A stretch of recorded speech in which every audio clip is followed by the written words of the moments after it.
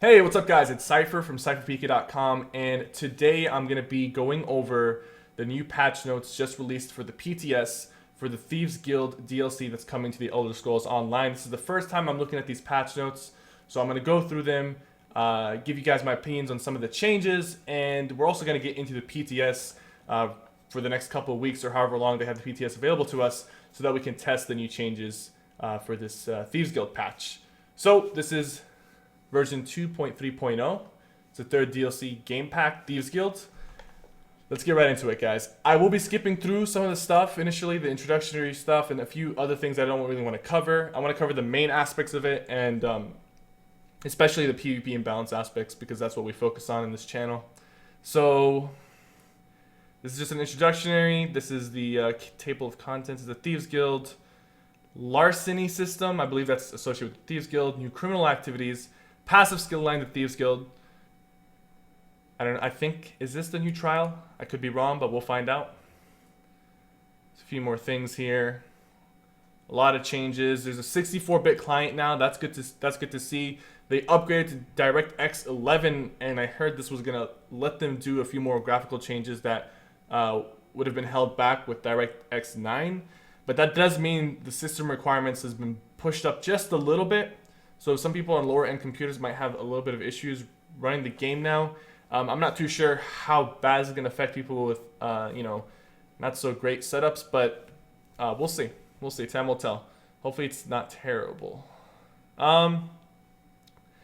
Let's go into it, okay? So, Thieves Guild, the Larceny system. This is a new system, introduces a number of repeatable activities for those sneaky enough to complete the missions. These quests are required by visiting 3 mission boards found in or around the Thieves Den. So there's a Thieves Den, which I believe isn't that the hideouts right now, or is it? It might be a new place. And there are daily quests and stuff that you can complete. Again, I'm going to be going over these really quickly because I really want to get into the juicy stuff, which I focus on. This is the PvP and balance aspect of the patch. There's new criminal activities. There's trespassing, guild jobs. That's the Thieves Guild jobs that you can do. Bounty pardons. So it seems like they've done a lot of expansion to the justice system with this patch.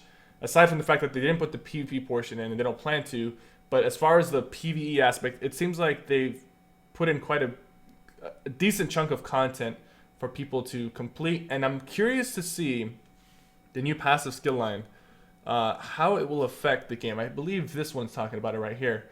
Access to Thieves Guild DLC came back will allow you to pursue a new associated skill line, which includes 6 new passive abilities. These non-combat passive abilities will assist you in your criminal endeavors and are unlocked as you gain the ranks in the Thieves Guild. Access to new trove, talk your way out of trouble, reduce the range of your criminal acts being witnessed, make a dramatic escape from the guards. You just have one of those faces that the guards tend to forget about faster than others. Get every coin you deserve for those stolen goods. Okay, so I'm very happy with the choice of passives in the Thieves Guild skill line, because I was a little worried that I would be forced to get these passives, especially if they gave combat passive abilities and improved your overall combat stuff. And some people were really worried because they were like, oh, the Thieves Guild skill line is just gonna make Nightblade stronger and it's gonna give them like sneak bonuses and all that stuff. And I'm like, I don't think that's how they're gonna do it. And I'm glad that I was right regarding that. These passives are gonna help you with the Thieves Guild and with your, stealing goods and stuff like that, but it's not gonna help you in combat. And that's what I like to see. I like to see that separation there. Because if you mix it too much, you end up being forced to gain passes that maybe someone doesn't want to participate in Thieves Guild, doesn't want to level up the skill line, and they don't have to if they don't want these passives. So that's good. This is a new trial. I'm going to be skipping over this, but if they do mention the armor sets, the new sets that are coming in, I don't think they have them here. They might have them somewhere down in the patch below, or they might be in the PTS. Because I am curious as to what the armor sets are. They said that some of the armor sets are going to be like raid buffs, and I'm curious as to what the sets are and how they'll affect the meta of the game. Okay, new and updated item sets. 3 new crafted item sets. Cool. available exclusively at the crafting stations in Abba's Landing. That's really cool. 2 new non-crafted item sets available from Thieves Guild daily quests, the grouping tool reward boxes, or rarely from the Thieves Guild rewards bosses. Okay. So if you want to get these 2 new non-crafted item sets, you'll have to do Thieves Guild daily quests possibly to farm them the easiest. Honestly, right now I'm just wondering like what these sets are, and I think we'll find out as we go through these patch notes, or once we get into the PTS and actually look at some of the screenshots and things that people find.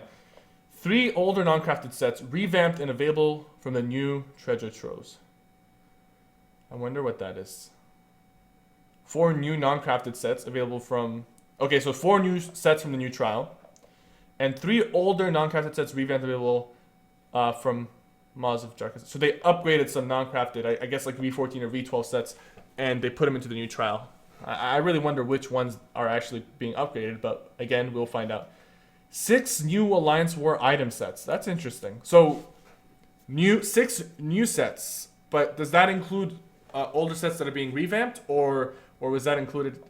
I don't know. We'll find out. But I like that we're having 6 new sets. And you know, the thing is, what the goal should be, right? To hit the balance properly. You see how they're adding 4 new PvE sets that are only available in the Maw Lore Codge, and then they're adding 2 new non-crafted. So look at this exactly. This is you can see the number balance right here, but what really comes down to is the actual balance between the items. So they're adding 2 non-crafted in the Thieves Guild daily. They're adding 4 non-crafted in the new trial, and they're adding 6 PvP sets.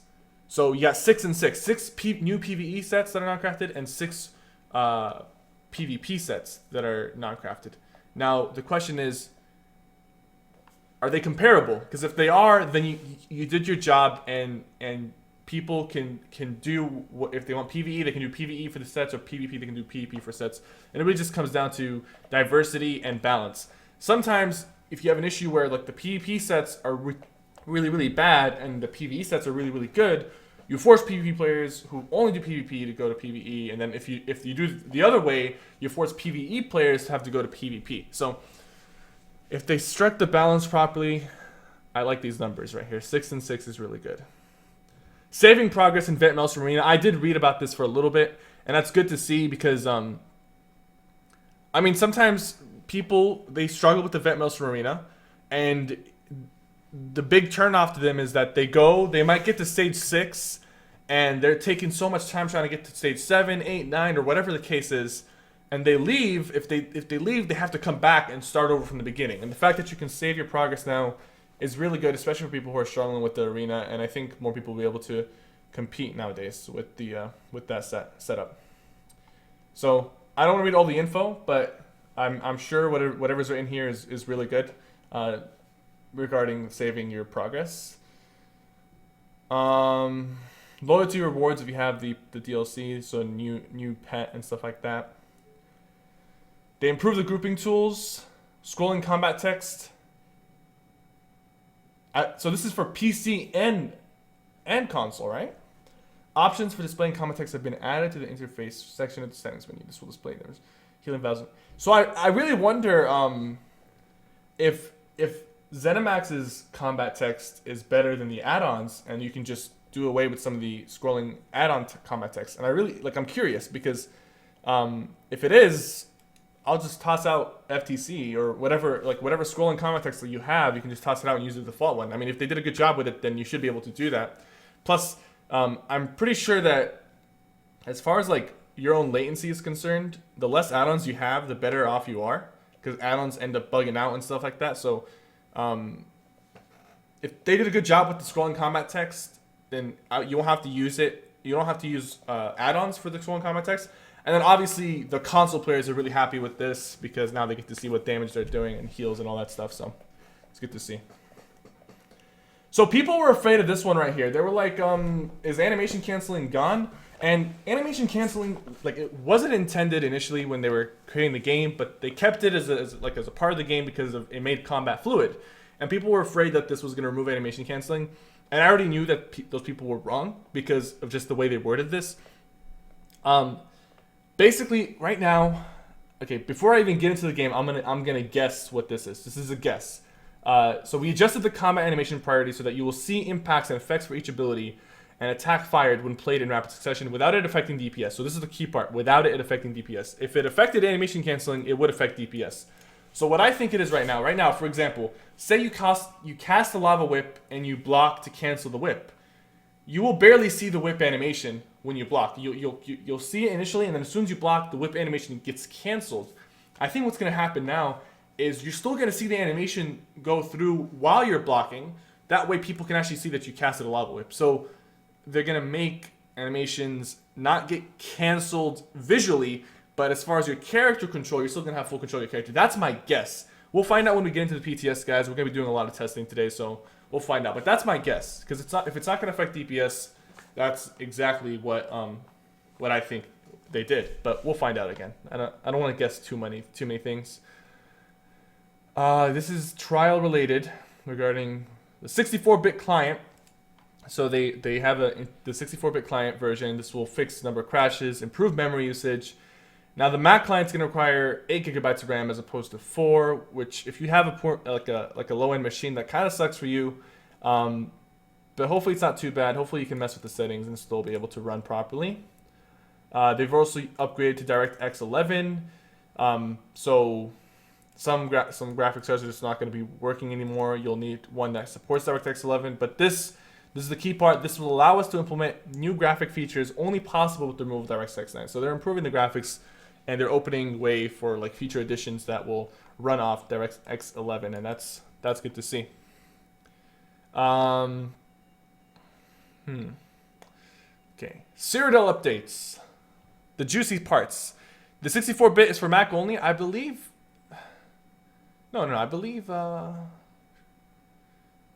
Okay, so it's only for Mac right now, but they haven't. Do we already have 64-bit for the Windows, or is that in the works? I don't know. Well, you guys can tell me in the chat if you guys know.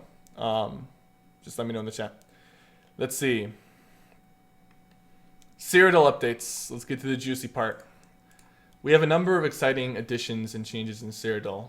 Once Update 9 is published, the Azura Star and Black Water Blade. Okay, so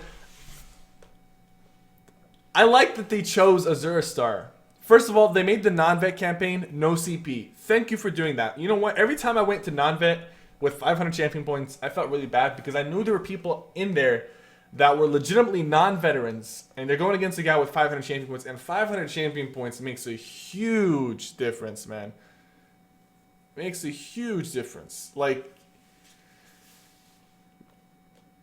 it does, and it kind of ruined it for some of those new players, like legit new players.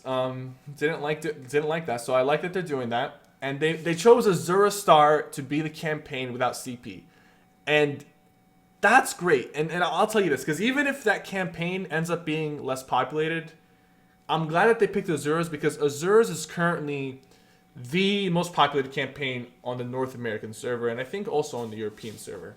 So because of that, by making the most popular campaign that people are playing on, the no CP campaign, you kind of give it a chance to live. You give the no CP PvP a chance to live by putting it on the most popular campaign. Because if people don't really like it and they want to move to a different campaign, they have to move and they have to get out. They have to get out of that campaign. But if they introduce a new campaign, like they named it Cypher and Fengush campaign, or Cypher Fengush King Richard Lefty Lucy campaign, and that campaign was the no CP campaign, it could die off right off the bat and not have a chance to live. But by putting it on Azura's, you give the campaign a chance to live. And either way, it's like, even if this campaign is empty, that's not a problem, because people can start organizing things on that campaign. Like, I personally will start organizing dueling tournaments on that campaign in particular, so that we can have a leveled playing field. So that's good news. You will not be able to spend champion points. You'll still be able to earn CP experience, but you won't be able to use them. So this guy, I'm going to try to pronounce his name without butchering it.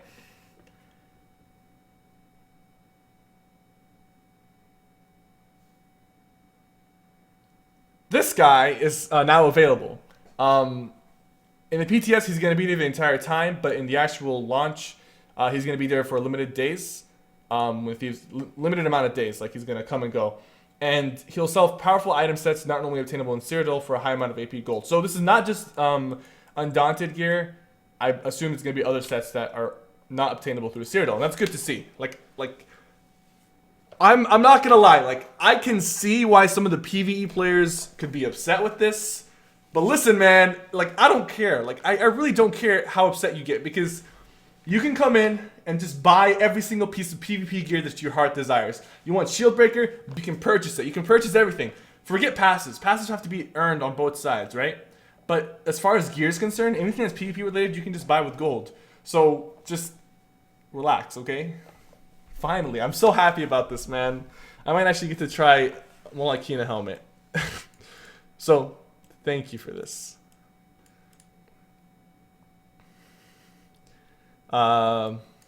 There's where he's gonna be. That's cool.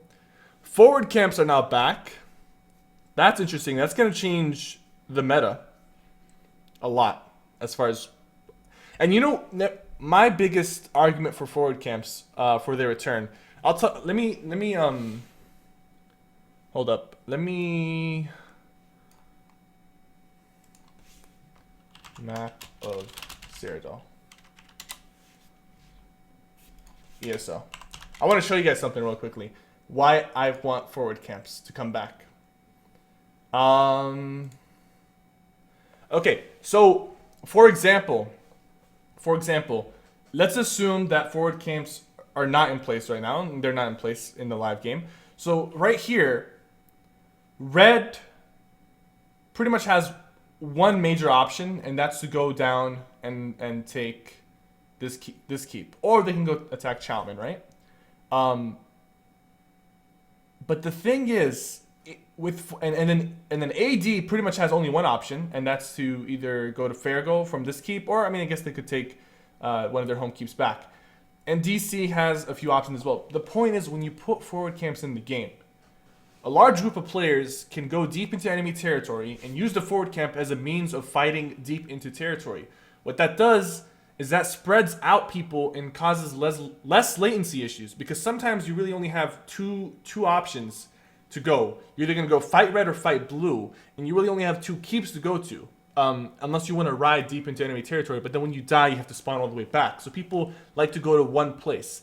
Now with the forward camp introduction, and I'm going to go over the actual details, you have options to go deeper into enemy territory without actually losing, without having to run all the way back if you get killed, as long as you keep your forward camp in place. You may only respawn within a forward camp radius if you die within it. The radius for forward camps has been greatly reduced from how it was originally. There's a global respawn time of 2 minutes when you respawn a forward camp, which will limit you from respawning another forward camp within the cooldown period. That's really cool. Forward camps are once again purchasable from siege merchants for 20k AP. You must be aligned 6 or higher to purchase or deploy a forward camp. Any ally from your alliance will be able to use a forward camp once deployed. That's cool. That's awesome. I like that. And the fact that you can only do it within the radius, this might actually bring back organized dueling a little bit better, because right now a big issue with dueling is, the forward camps help dueling tremendously because people were able to port to those camps once they died, and you didn't have to use up soul gems. And I know they're kind of expensive, but you can obviously keep repairing them, and that was how we did it. We repaired our forward camps before they broke down, and it was really cheap to keep repairing a forward camp.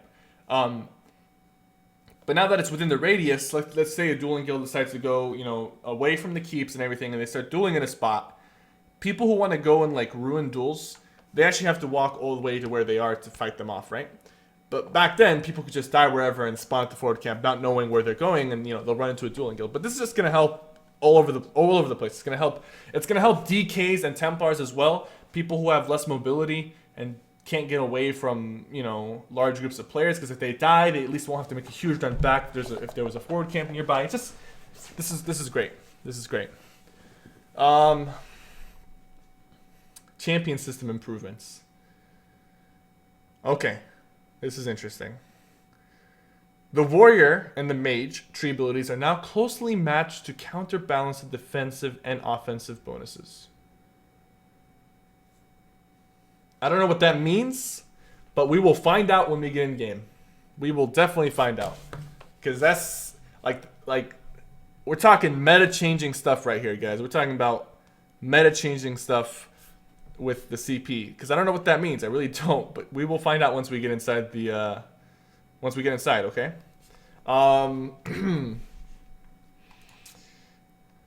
Infrequently selected abilities have been improved and consolidated for better champion system build diversity. This is all pretty interesting, man. This is all pretty interesting. Like I wonder what they did with like the heal debuff one, or the one that reduces sprint cost. Like I really wonder what they did, because a lot of people pick pretty much the same CP passives. Like all the top players and like pretty much all the players, if you were running a certain build, like pretty much everyone had their points in very, very similar areas. So it kind of sucked. And the build diversity was really, really low. So let's see. New crafting motifs. Oh wait, main abilities have had their tooltips and effects clearly outlined so that bonuses are easier to understand. Okay, that's interesting. I like that. New crafting motifs. Outlaw, Trinimac, Malakath, Alliance motifs, Soul Shriven. That's cool.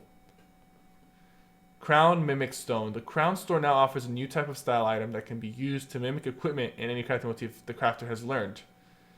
To utilize these magical items, you have to purchase, simply set the interface to use the Crown Mimic Stone at any clothier. The Crown Mimic Stone permanently transmutes itself upon being integrated into an item, which means deconstruction can yield a specific style. Oh, okay. I mean, it's Crown Store related stuff, but that's interesting. But I'm pretty sure people would just rather farm the actual motif they want. But whatever. To each their own. Collections. I'm gonna skip through this. Provisioning. Okay. We'll be supplying everyone with 3 V16 templates, one for each alliance, to kick off the first update. Though please note you'll need to purchase the DLC. Okay. 300 champion points, powerful high-level armor and weapons. Okay. Oh, so this is just like the templates. I wish it would bump it up to 500, because I know like if you're testing with a template and you're testing against someone who's not using a template, they'll have more than you or less. I mean, it doesn't really matter. They should have just kept it open-ended as far as the CP, so people can play with the cap, because there's people at the cap already. So, known issues. Let's skip through this. Skipping through the dungeons.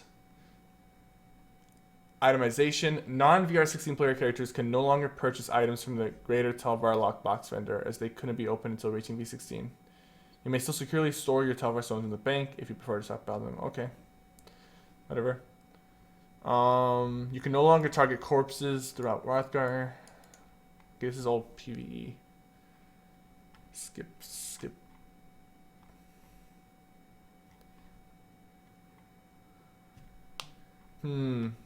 Where's the juicy stuff that I'm looking for?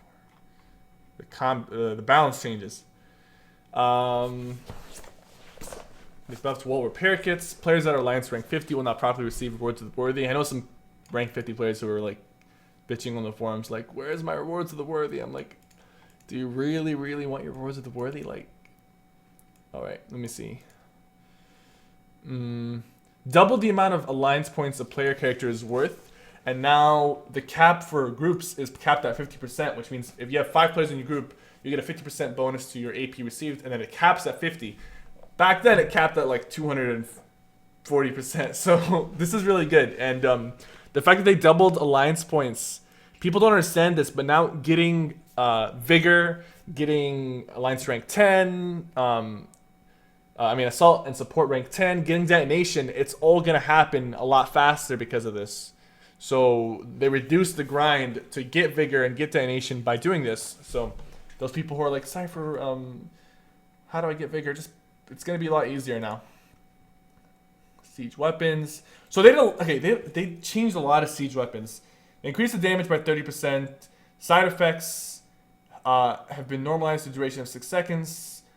And they now have like meat bags will now apply a 50% health regen and heal taken debuff. So this is going to be a separate. Meat bags is now going to be a separate debuff.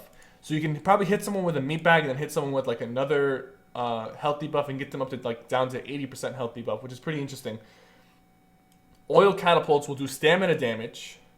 roughly 20% of stamina. So what that means is if you get hit with an oil catapult, you're going to lose 20% of your stamina. Lightning will also do the same thing with Magicka. All right. Guys, I want to get to the class balance. But adjusted the snare applied to the enemy target at the beginning of all charge / teleport abilities, such as shield charge. Okay. To be a 60% snare for 750 milliseconds instead of a 100% snare for 500 milliseconds. So I hope one day that they could just completely remove this snare and root, whatever it is, and make it to where your character can just connect with the other character without having any issues or missing abilities. But I'm not sure. Like, I'm just not sure, like, what like the technical difficulties are of this. But I'm just praying that the snare is better than the root, and I think it will be better than the root. But actually, it is. It is better than the root. I know it's not great. Like, it's the lesser of two evils. But let me explain something real quickly. When you're rooted, right? Because you can counteract this to an extent. Let's do some, like. All right, I got these two bottles, right? So, say this guy is running away, and this guy is gonna charge in at him. So he's running away, and when this guy starts to charge in at him, this guy gets rooted for half a second. So it's gonna look like this: running away, and then he freezes, and then he hits him, right? Right? It's gonna go whoop. So this guy freezes for a second, and this guy hits him, so he can connect. So that's a root. So it doesn't matter how fast this guy is moving, because once he gets rooted, he is now permanently rooted. Right? He is rooted. But when it comes to snares, right? When it comes to snares, you can have speed bonuses, right? So if you're getting snared for 60%, but you have a 40% speed bonus, you're really only being snared for 20%. So this guy's still going to be moving at a decent speed when they connect. So that's why I'd rather have the 60% instead of the 100%. Because at least with the 60% you can counteract it with some speed bonuses, like a 40% speed. I mean, I had to explain using the bottles. No, bottles were hurt, and maybe they're a little hurt. I don't know. Added the charge snare to Dragon Leap and its morph. That's cool because people would dodge my Dragon Leap by literally walking out of the way. Like, bring the bottles back. Let's say this guy's gonna Dragon Leap, right, and hit this guy. While I'm leaping, this guy can literally just walk out of the way, and I'll land like over here, and he won't take any damage. But now they're probably gonna have to be forced to dodge roll or something. All right. This snare remains unpurgeable and serves to help charge abilities. Okay. Adjusted all abilities to only allow them to be reflected up to 1 time. Previously up to 2 times. What? Okay, hold up.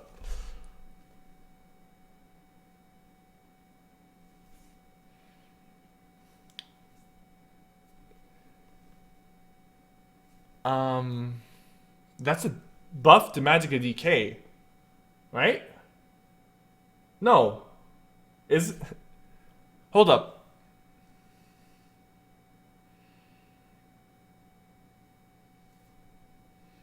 Yeah. Yes and no, but like, it just depends on what you're trying to do. But why? But I'm just trying to think what was... I'm trying to think the purpose of this one.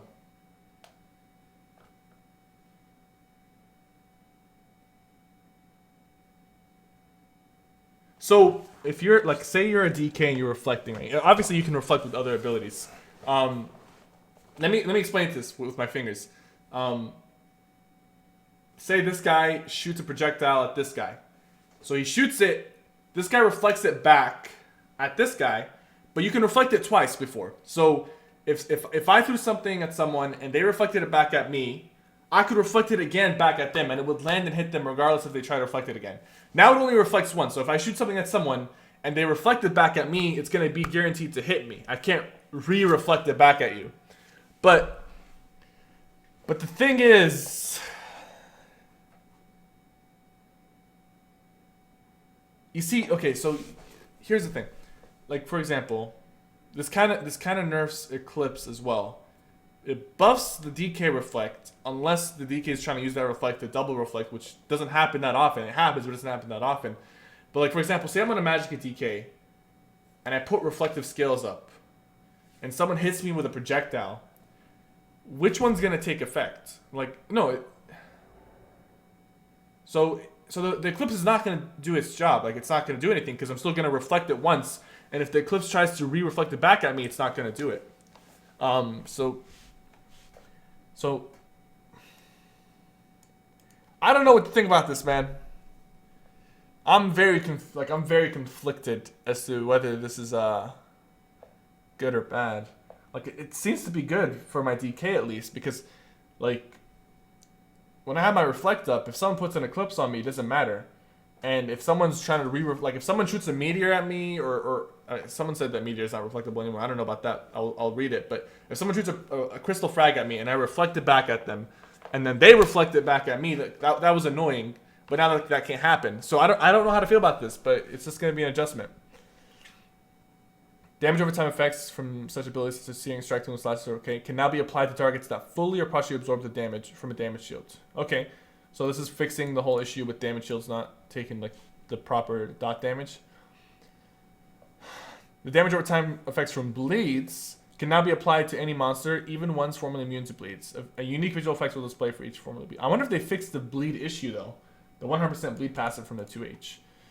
The damage over time effects from bleed abilities now all share a unique icon. Okay.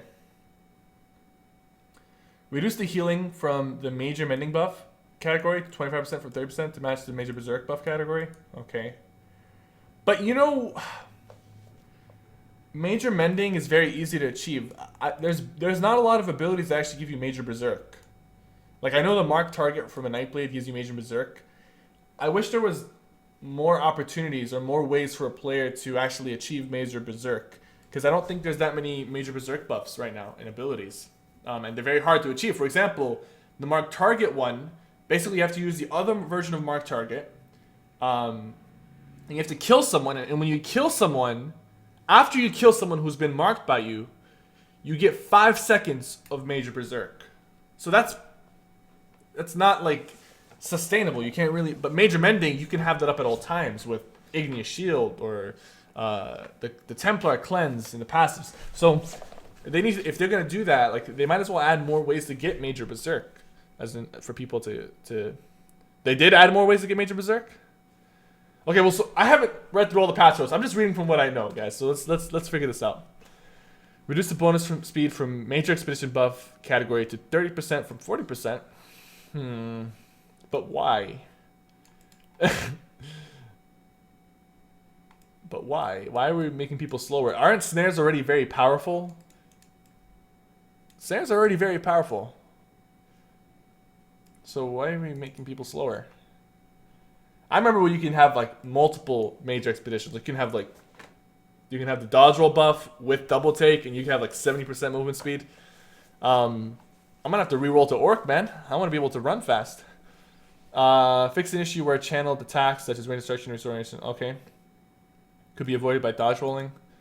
Channel attack cannot be dodged. Okay, that's fine. That's how they're supposed to be. Fix an issue where charge abilities can still damage enemies at vastly different high elevations. Fix numerous ability tooltips for camera spelling. Okay. Alright.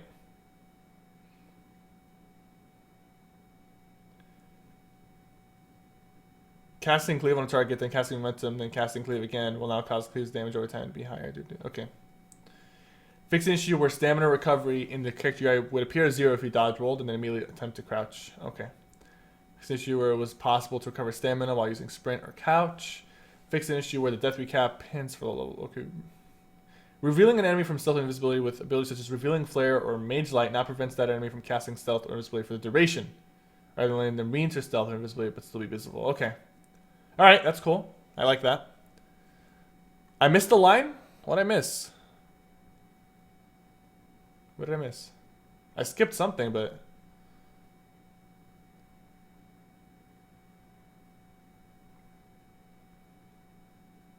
Oh, so they increased sprint movement to 40% and...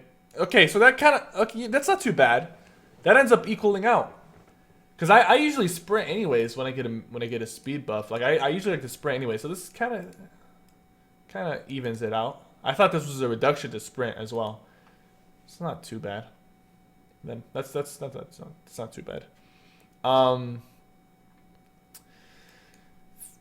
Okay. Oh, I really hope this is actually fixed. They've tried to fix it multiple times. The fall damage from the meteor and dragon leap. All right, guys. Dragon Knight, my class. I'm such a sellout, man. I've abandoned this class. I'm no longer a Dragon Knight. People forgot about Cypher the DK. It's now Cypher the Nightblade or the Shield Stack the Sork. But my class is coming back with a vengeance. Let's see. A bug fix on that. Increase the heal at the end of the damage over time to 69, 71, 30 of the total damage inflicted. Oh, so this is gonna Burning Embers is gonna give you pretty much double the heal, which is cool. But like, here's the thing. Here's how I feel about this heal. Anyways, this meta is very fast paced, so you have to kill people very quickly in PvP. Like, that's how a lot of people are oriented. They like to kill their opponents very quickly. That's the best way to play. Because if you try to play the sustain game, because of things like champion points, I mean, maybe in a 0 CP campaign this is a lot more useful, but because of things like champion points and reduction and no soft cap, so people can get really high regen and really high reduction and regen on their abilities. The gameplay, as far as the sustain is concerned, is not quite there. People or experienced players tend to not run out of resources very easily.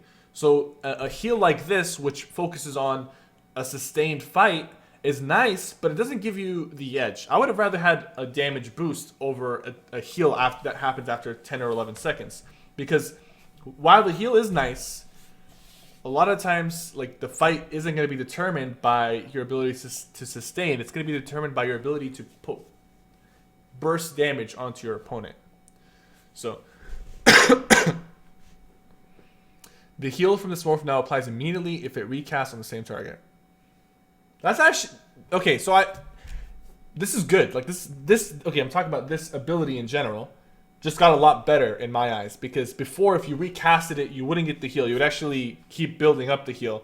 But with my rotation, I always would cast it over and over and over. I never actually got the heal. But now this ability is kind of like a DPS and a heal if you recast it, which is that's pretty cool. That's actually not that bad, because DKs, especially magic DKs, do lack in healing as far as I'm concerned because of Green Dragon Blood. But this is, no, that's actually not that bad. Dragon Knight Standard decreases activation range of the Shackle energy. Okay. This morph will now always pull you to the target instead of pulling the target to you. It will continue to grant you major and power buff after being pulled as a morph effect.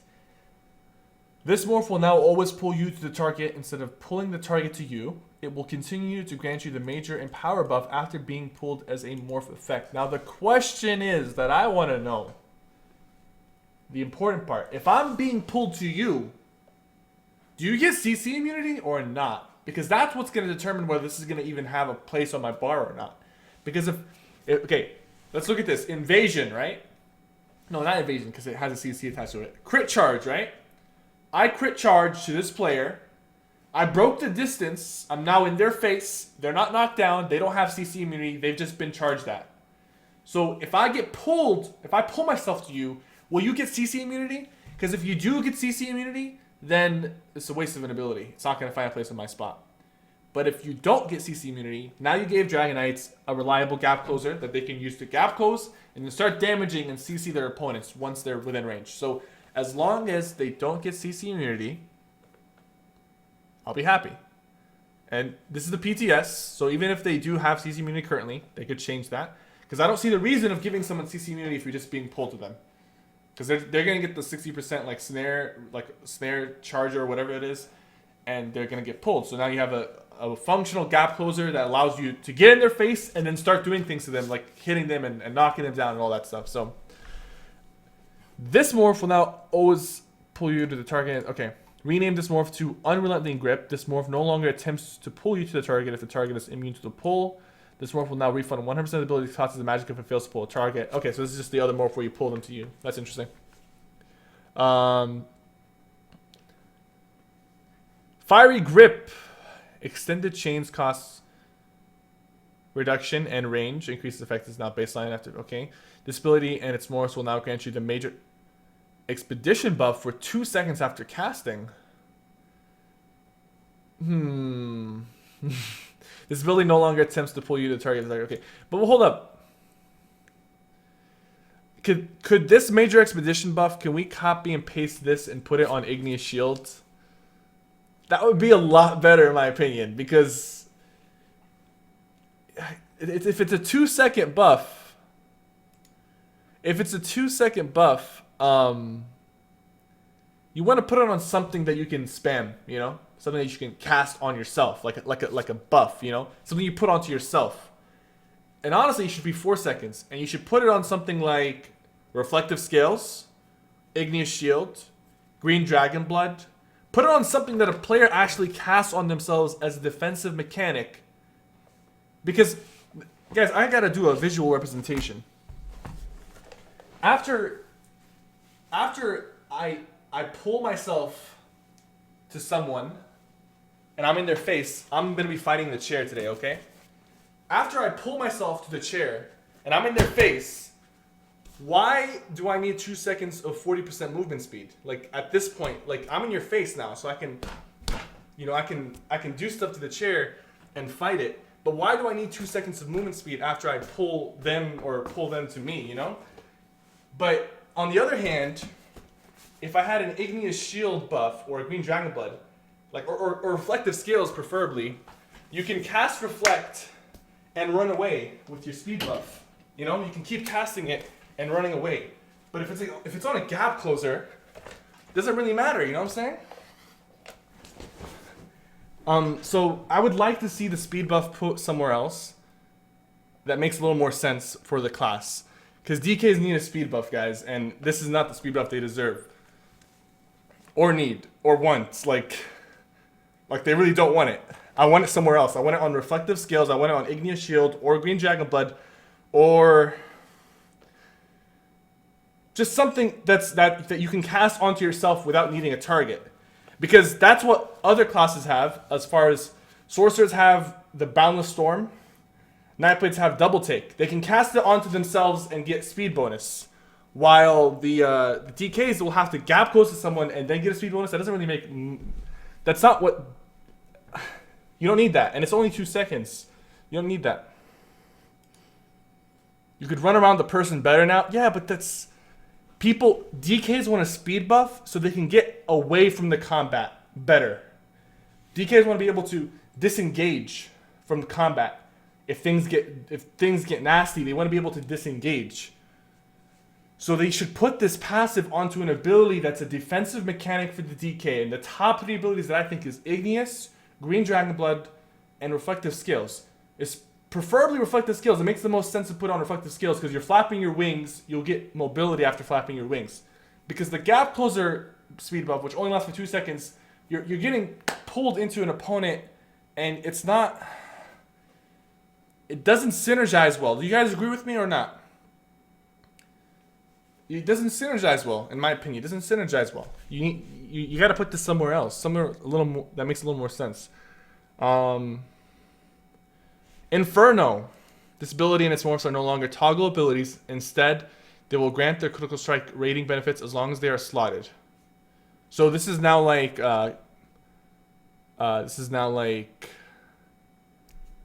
Evil Hunter from the Fighters Guild skill line. That's cool. That's no longer a toggle. So you can just put it on your offensive bar, and you don't have to put it on your defensive bar as well. This ability can be activated to summon an aura of flames for 15 seconds. So it's a self buff, which launches the fireball enemy every 5 seconds. The fireball has been changed to deal direct damage instead of damage over time. Increase the damage of the fireball by 50%. Note, the Flames of Oblivion morph will continue to grant the weapon critical strike while slotted as a morph effect. Okay. Okay, I mean, this is actually pretty good. Not the greatest, but it's pretty good. It's better. It's a lot better than what it was before, because before you'd have to toggle it on both bars. Now you can put it on your offensive bar and not have to put on your defensive bar. You'll save an extra ability slot, and it's a self buff that you don't have to constantly like worry about toggling on and on. You just on and off. You just cast it every 15 seconds, and you improve your crit. So it still might not find its place for me in PvP, but probably will find definitely will have a place in PvE, and it might have a place for PvP as far as group play is concerned, but probably not for solo play. I don't know. It just depends. You have to have enough slots to I don't know if this will fit in compared to the other abilities.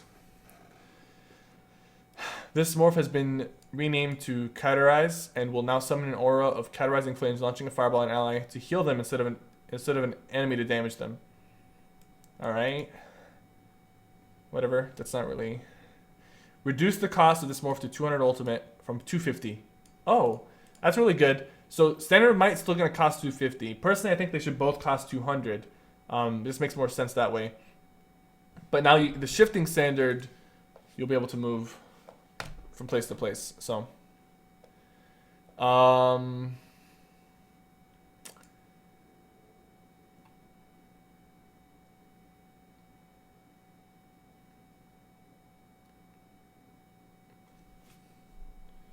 you talk all this balance about the classes, but you want them all to have the same stuff. Well, no.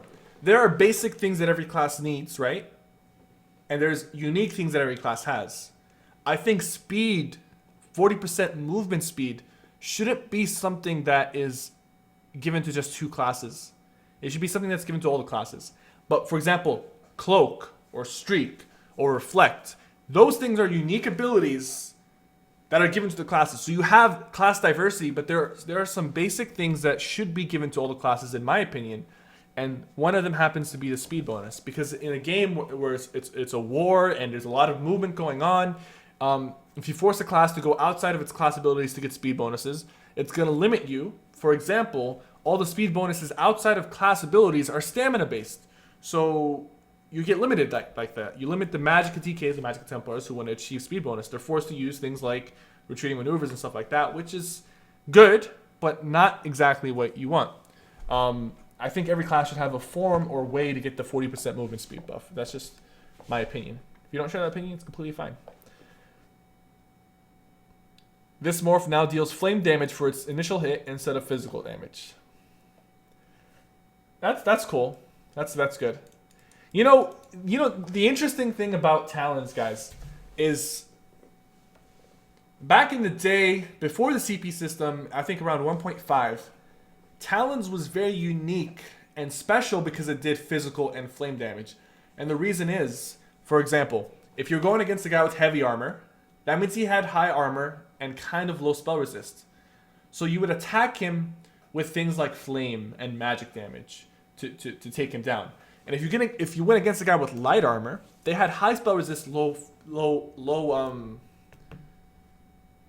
physical resistance. So you'd attack them with things like physical. And then Talons was that ability that had both intertwined into it, so you could use it against everyone, and it was really effective, and it wasn't countered that easily. But I mean, this is a new game now, and there is a CP system, so this is good. The change from physical to flame, it's gonna hit harder. That's good. Deep Breath. This morph no longer increases the damage of the exhale damage, the second hit, to the baseline damage increase for inhale, described below. It will continue to interrupt targets on the inhale, the first hit as a morph effect. Okay. Draw Essence. This morph will now restore 10% of the ability's cost as Magicka per target hit with the exhale instead of restoring Magicka based on the damage dealt. Okay, that's cool. Increase the exhale damage from the ability and Draw Essence morph by 40%. The Deep Breath morph has had its exhale damage increased by 60% to match its value. This ability and its morphs now hit 6 targets. Nice. This is really cool. This is really cool. I'm really curious as to where DKs are gonna stand after I read through all this. The Earth and Heart's the last skill I have to go through, but I'm really curious. Like, this is all things that a lot of DKs have been asking for. Of course, they're not gonna give us everything what we want, because then we will recreate 1.5 where the DKs were very dominant.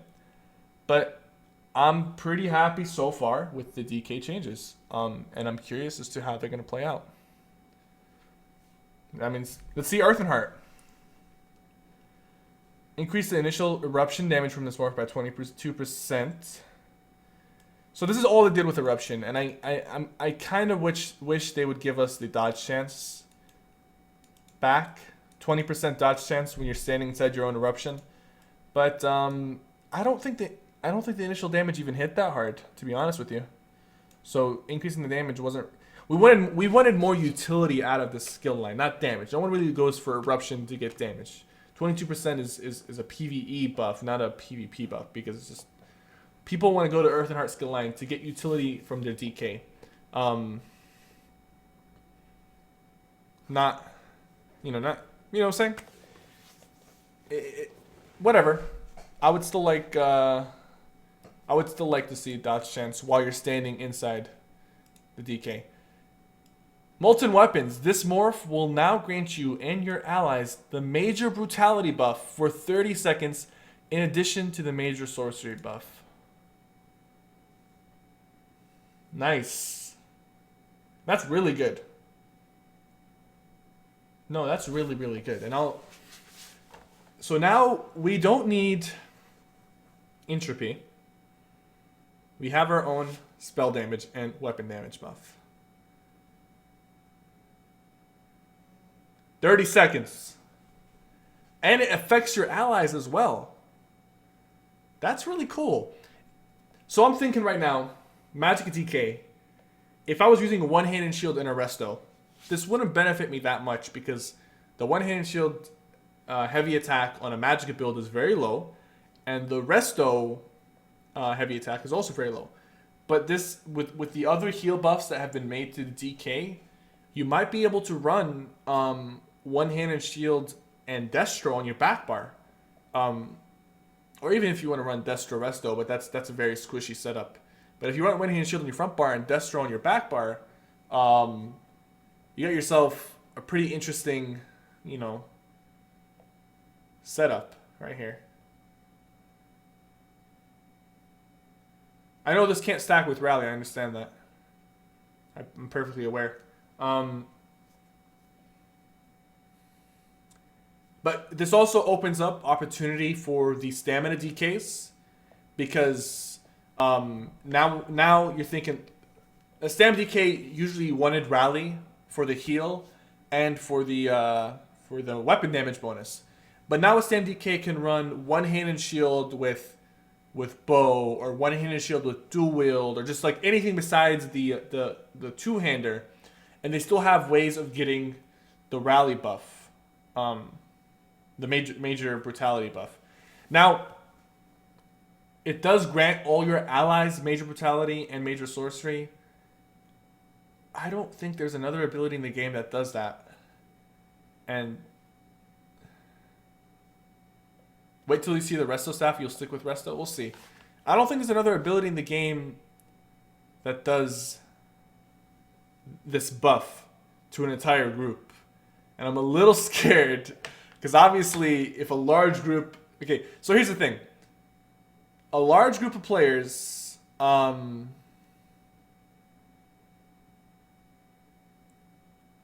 if you say you have 24 people, right?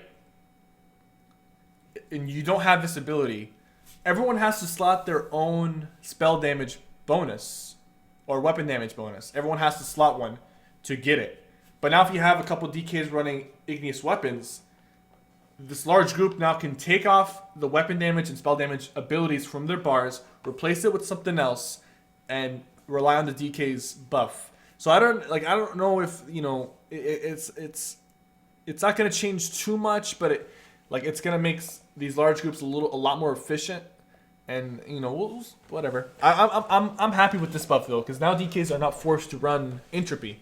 That's very important, because you at least get a secondary benefit out of running igneous weapons, because it is a Earth and Heart ability. So you get stamina back, and you gain ultimate when casting it, and it also will increase your heavy attack. But again, like Magicka DKs, a lot of them don't really run Destro anyways, as far as like I mean, some do, some don't. But for solo players, you usually don't run Destro. I might start running Destro after this, just to try it out. Like have a one-handed shield and a Destro. But let's see how the rest of the skill line looks like. Magma Shell. They remove the shield synergy. Instead, it automatically applies a damage shield on nearby allies when the ability is used. Well, hold up. How many allies?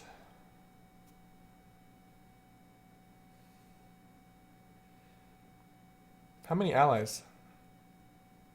Because this morph already... I mean, it's an ultimate, so it's not going to be spammed, but you know what? This is actually not that bad, because even in a small group environment, this is really cool. When you pop Magma Armor, you give everyone a shield that covers their health bar in your small group. As far as, like, I know it's also going to buff the Zergs, but this is also going to buff smaller groups, like, tremendously. You pop that Magma Armor, you can save your group. You can put a huge shield on your allies. Now, there is Magma Shell plus Barrier. And I don't know what Magma Shell plus Barrier. I don't know about all of that, because that's a huge shield. Magma Shell doesn't last that long, doesn't it? I'm pretty sure Magma Shell like lasts under 10 seconds. Could be less than that as it could be less than that. I'm not sure. I got to look at it again.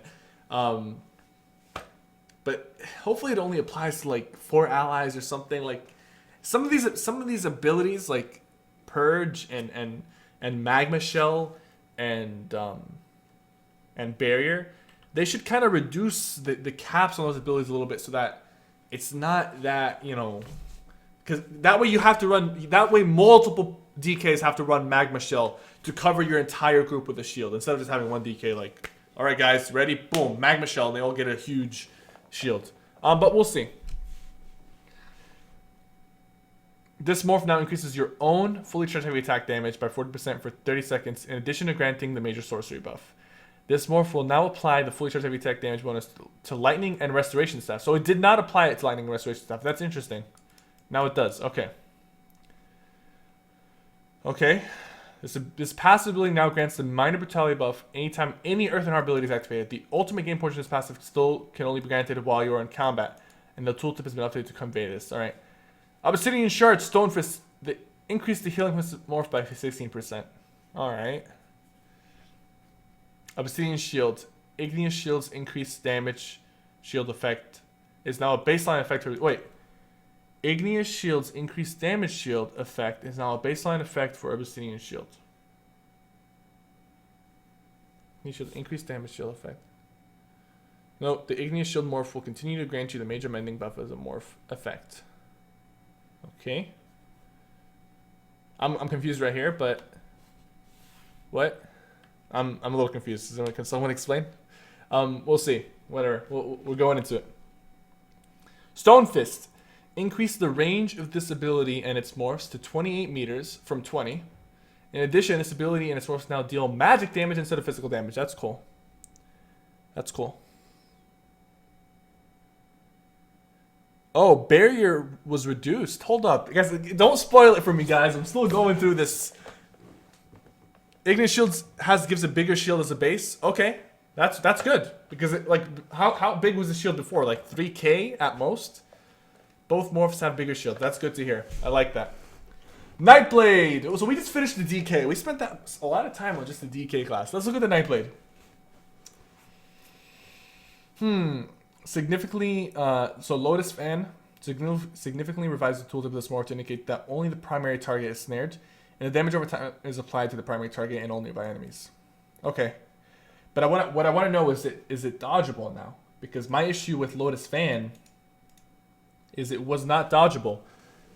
If I tried dodging away from someone Lotus Fanning me, they would still just smack me like that. You know what I'm saying?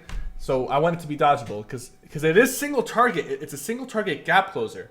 It does have AoE effects like the AoE snare and all that stuff, or the AoE dot, but you should still be able to dodge roll the single target effect of the snare. And I hope that's possible. Same thing with toppling charge. It should be dodgeable. Gap closer should be dodgeable. The damage over time of this morph is no longer considered a bleed and is now a standard magical damage over time. The damage can now be mitigated by normal means, but has been increased by 15% to account for this. Okay, that's cool.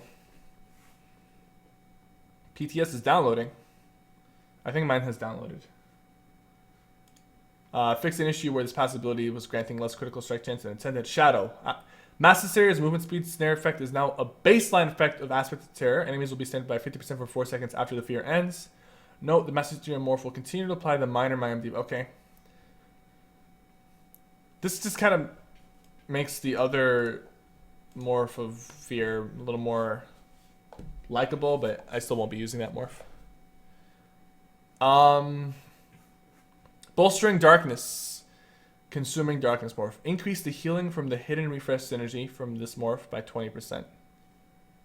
Increase the healing from the hidden refresh synergy. Okay, I don't really care about this ability anyways. Dark Cloak.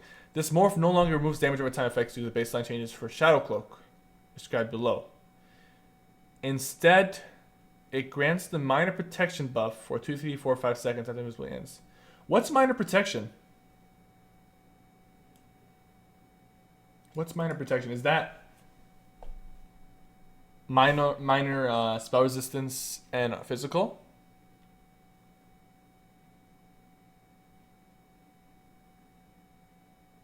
What's minor protection, guys?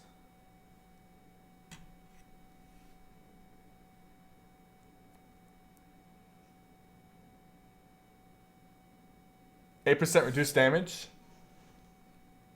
Whoa. Hello, Nightblade. So okay, so guys, what does this mean?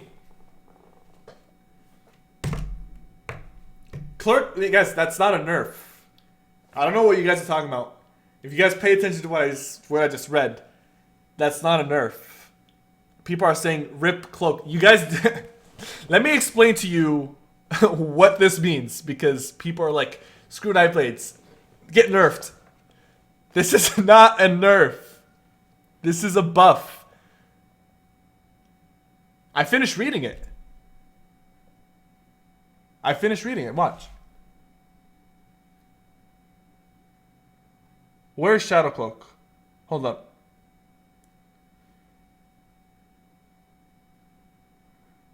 Okay. I got it right here. Okay. All right. That is kind of a nerf. You're right. And that's, how do I feel about this nerf? Because I was reading this and I'm like, so they're giving us the purge, and they're giving us 8% damage reduction. That's a little crazy. But the cleanse is now removed. You can't take out dots like that. So if you want to cleanse things as a Nightblade, you will need a cleanse, which is purge. It's the only option. So when a dot gets applied to you, why do they have it all the way down here? Why do they have Shadow Cloak down here and Dark Cloak up here? They're trying to troll me. They're trying to make me think they buffed the cloak and then. But let me read through this really quickly. This morph now places 2 traps when it is used. One is placed at your current location, and another is placed at the ground place right to location, up to 22 meters away. Oh, wow. This is actually pretty interesting. Hold up. This morph now places 2 traps. So when you cast this ability, hold on, is this now better than the other fear? The traps created by this morph are now visible to enemies. All right. Reduce the amount of targets feared by each trap to 1 target from 6 targets.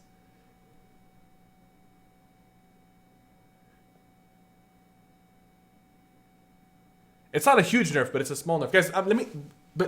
Let me think about this for a second. Hold up.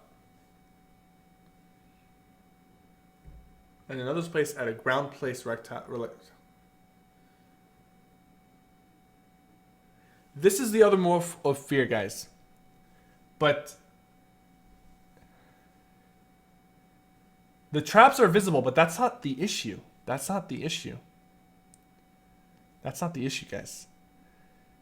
That's not even an issue. The thing is, okay, so when you cast the ability, you put a trap right underneath you. So if there's an enemy that is in front of you, they're going to get feared by that trap.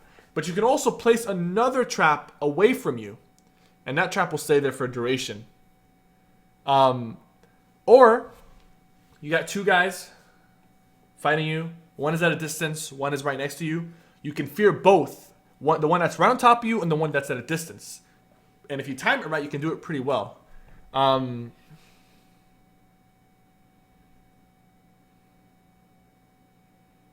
So I'm gonna mess around with this morph, guys. This is actually really interesting. As far as 1v1, as far as open world, it's not that bad.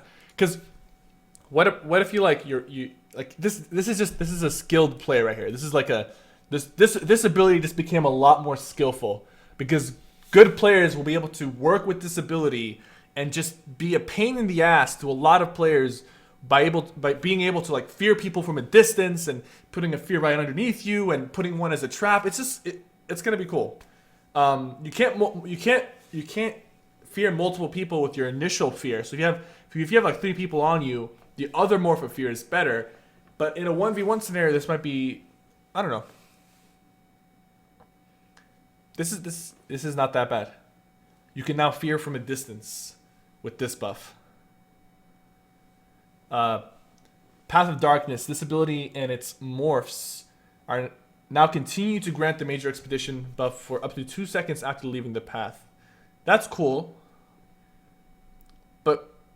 But isn't double take still better, in my opinion? Isn't double take still a better buff increase? Increase the damage disability in a certain pass by 25%. The damage wasn't even really that high in the first place. I don't know about this.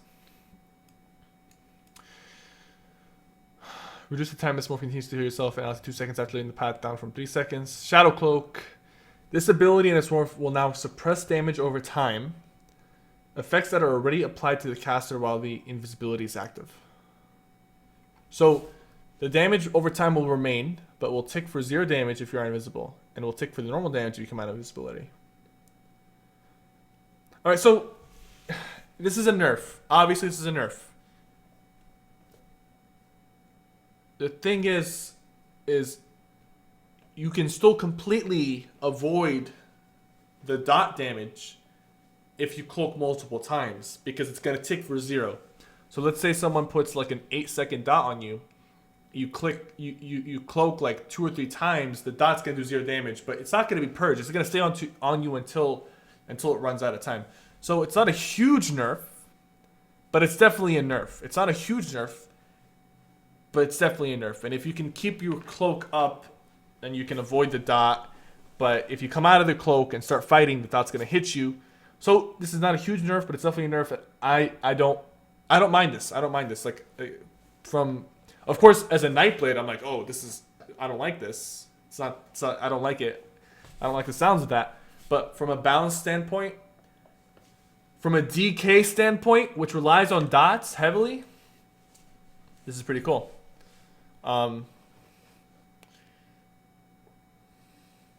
Let's see.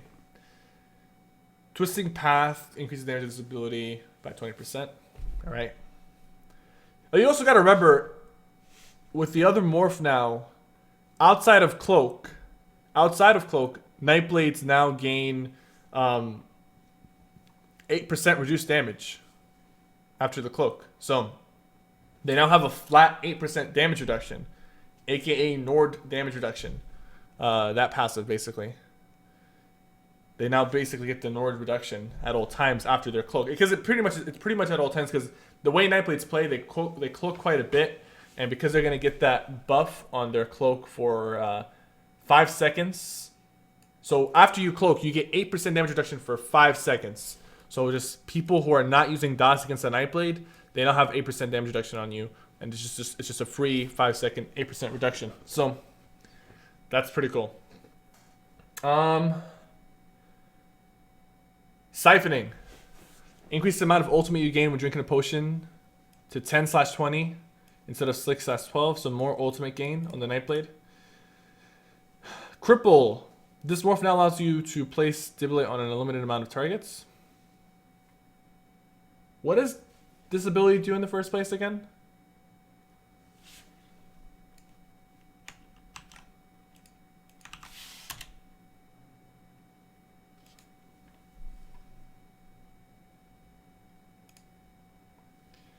Sap an enemy's agility and bolster your own. Reduce their movement speed by 40% and granting you a major expedition. This is a snare, which increases movement speed If the enemy dies while affected, 2.5k of the magic cost is returned. Nah, I still think I will stick with the other morph. But you can place this on as many targets as you want. It will no longer be removed. Crippling Grasp, if you place it on one guy and you place it on another person, it's going to be removed off the first guy. But with this one, you can just place it on as many people as possible. And I mean, I won't be personally using it, but I can see some other people using it. Reduce the magical refund from this morph to 50% of the abilities cost or 100%. So even this I don't know about that. I don't know. Funnel health. Reduce the application of the heal over time to you and one additional friendly target. Previously 2 friendly targets. Okay. Siphoning attacks. Fix an issue where this morph could proc its resource return on every tick from a damage over time effect. Wait. So I want to know. Okay, what does this mean exactly? Does it mean there was a problem where if it ticked on the first return, it would consistently tick on every single dot? Or is it now changed to where only the initial dot damage has a chance at returning resources? Or the other way? I don't know. I don't know what this means. Soul Shred. Increase the damage from Soul Leech synergy from its ability and its worth by 3%. Only 3%? I wonder how they make these type of buffs, like the 3% buffs or the 1% buffs, especially on an ability like this. It's weird. Like I wouldn't be like, you know what? I think this ability's Leech synergy should have a 3% buff, but whatever. It's it's a change. We're gonna get to the weapon skill lines, guys. Just give me a second. This is a big patch. A lot of things to go over. It means it doesn't work on dots, so it doesn't work on dots anymore.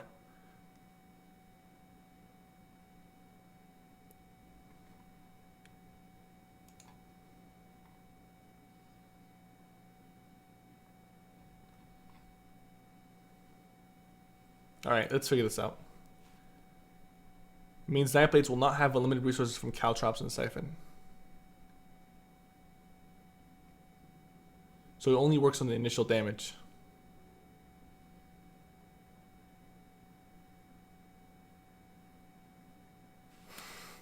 Will I play today? Yes, obviously I will play today. Today's going to be a really long stream. Fix an issue where you were able to dodge the friendly heal from its abilities and its morphs. Okay.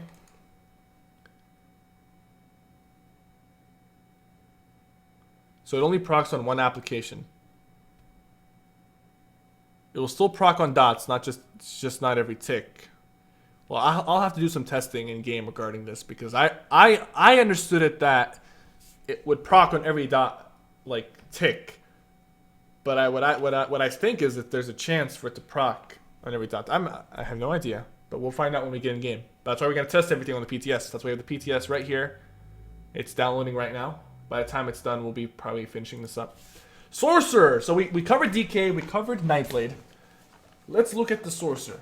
Now, if you guys, some of you are probably new to the channel here. My name is Cypher. I do PvP. I play all 4 classes, right? I have a Stamina Templar, Magicka Sorcerer, Stamina Magicka Nightblade, Stamina Magicka DK. I play all 4 classes. I play all 3 alliances, so I have no bias. I just want the game to be fun and balanced. So, no bias whatsoever. No bias. Alright, Crystal Blast. Increase the secondary splash of this damage by morph by 25%. Nice try, Zenimax, but I'm still not going to use this. It's not going to happen. Like, it's just not going to happen. You know, like, they would have to do some crazy things to Crystal Blast to make me pick this over Crystal Fragments. Like, they would have to make some crazy things to this ability. Like, you just start raining Crystal Fragments from the sky or something like that. But, sorry, Crystal Blast, not today. I do remember, though, the funny thing is, the funny thing is about that ability is when I was in the beta in 2014. My brother was a sorcerer. He was using Crystal Blast for PvP.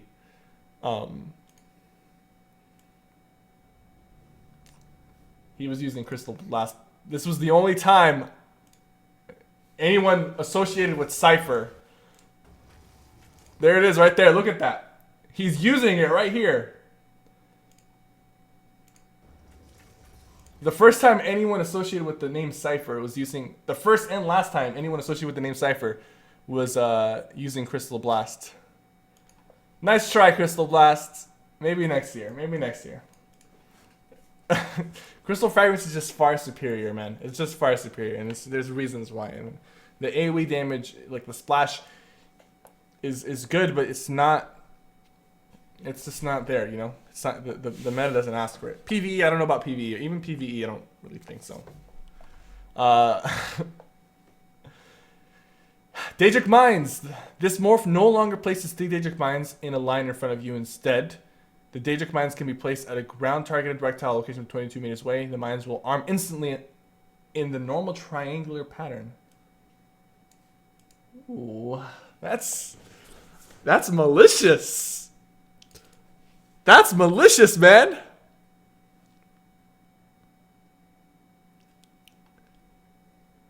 That is malicious. Like you can place 3 mines wherever you want to, 22 meters away, and they instantly like trigger as soon as you place it.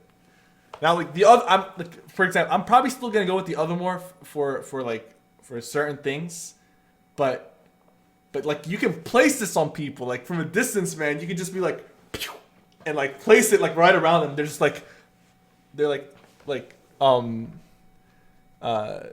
one sec.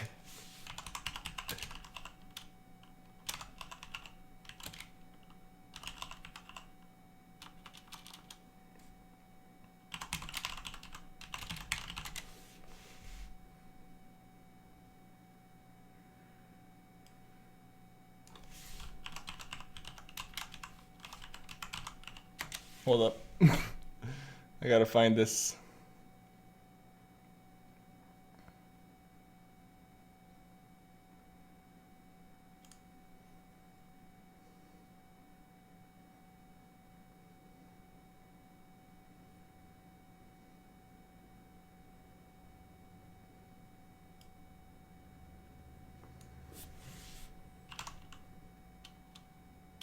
Hold on. Group play spam. You think groups are gonna be able to spam it for distance? Guys, I'm not addressing the chat right now because I'm recording a video for YouTube, but I'm trying to find a specific video really quickly. Hold up, give me a second, guys.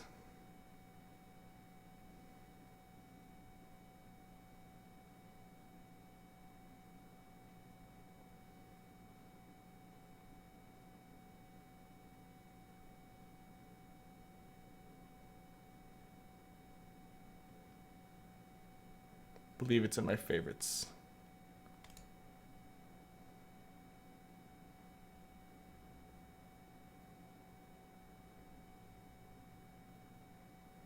Nope, can't seem to find. Oh, here it is. The sorcerer places 3 mines around you from a distance, and then you just like, oh my god, what are you gonna do? The mines are surrounding you.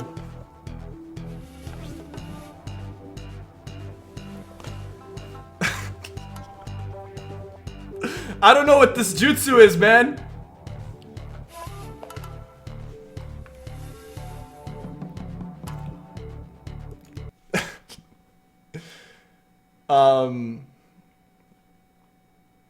No, Virus. They buffed magic DKs even in a solo environment. I don't know if it's gonna be enough, but it's they buffed it in a way, like as far as the healing is concerned, the inhale, the healing with the dot. They buffed it in group and solo, but I wonder like if it's good enough for solo. Sorry guys.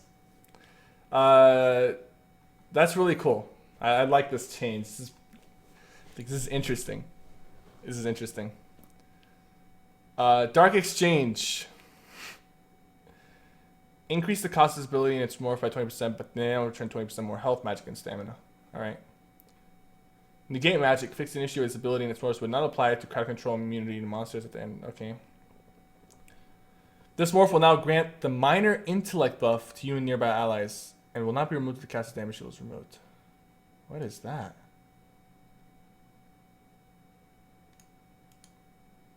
This morph no longer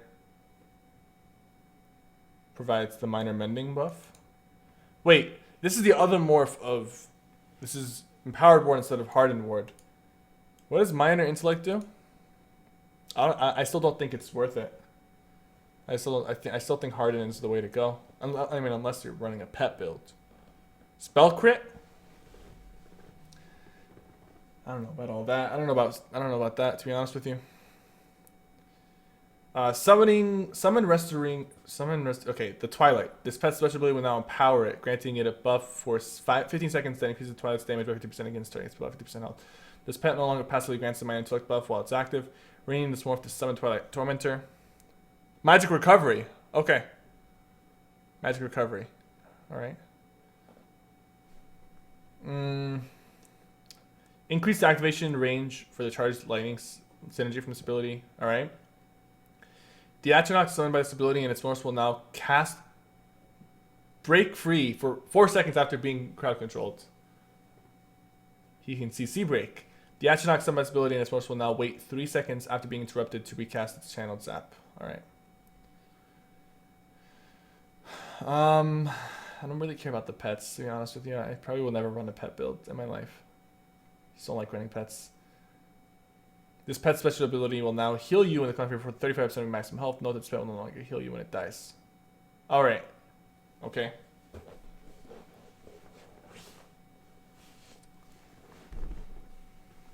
Alright, I'm just gonna skip the pets. I'm sorry, guys. We don't have that much time. I mean, we have time, but I'm just gonna skip the pets. Energize. Update this passive abilities tooltip to indicate it increases all your shock damage and not just the damage from your storm calling abilities. Lightning Splash. Increase the activation range. Okay. Thundering Crescents. Fix an issue where recasting this morph would cause the effects to disappear. Alright. I'm not biased, guys. I just don't like pets, okay? Templar. Okay, final class before we go into the weapon skill lines. Let's look at this, guys. Adric Spear. Blazing Spear. This morph now displays a hostile red telegraph if it casts from enemy Templars. Cool. Focus Charge. This ability and its morphs are now more responsive and will no longer cause you to become stuck in the charge animation. That's cool, but can we dodge it? Can we dodge it? I want to be able to dodge this ability. Like, I hate fighting Magicka Templars on any stamina build, because when I'm fighting someone and they're about to charge at me, my initial reaction is to roll out of the way. That's just like basic survivability, you know? Just roll out of the way if you're a stamina build.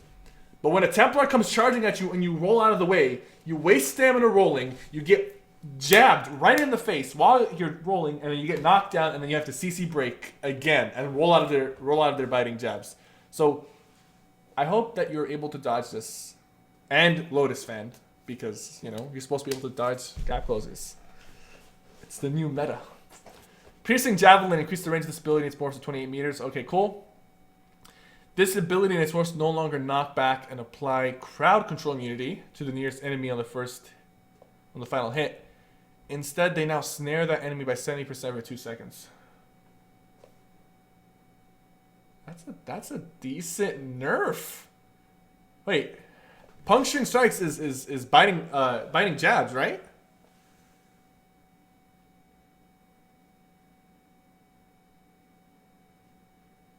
This is a bad change for Templars, like,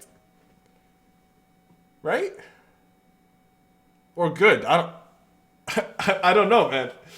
Like, is this a bad? Okay, I want the chat to tell me.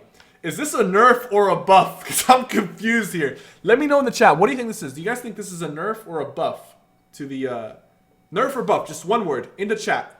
Nerf or buff in the chat. Is this a nerf or a buff? I think the chat is confused as well, man.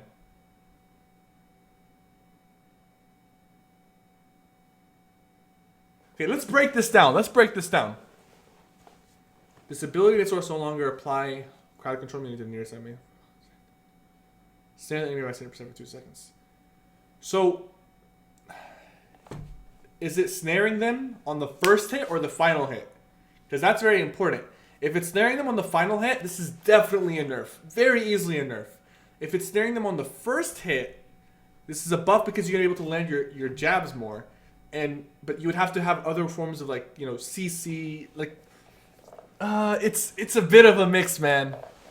So you can still CC them after you hit them with the jabs. With, like, Javelin or something. A little more aggressive. Like, a little more aggressive of CC. Because, honestly, the CC on Javelin, or biting jabs, was pretty minimal. Like, the CC was not that great. So you don't get the free CC immunity for like half a second of a knockback. Right?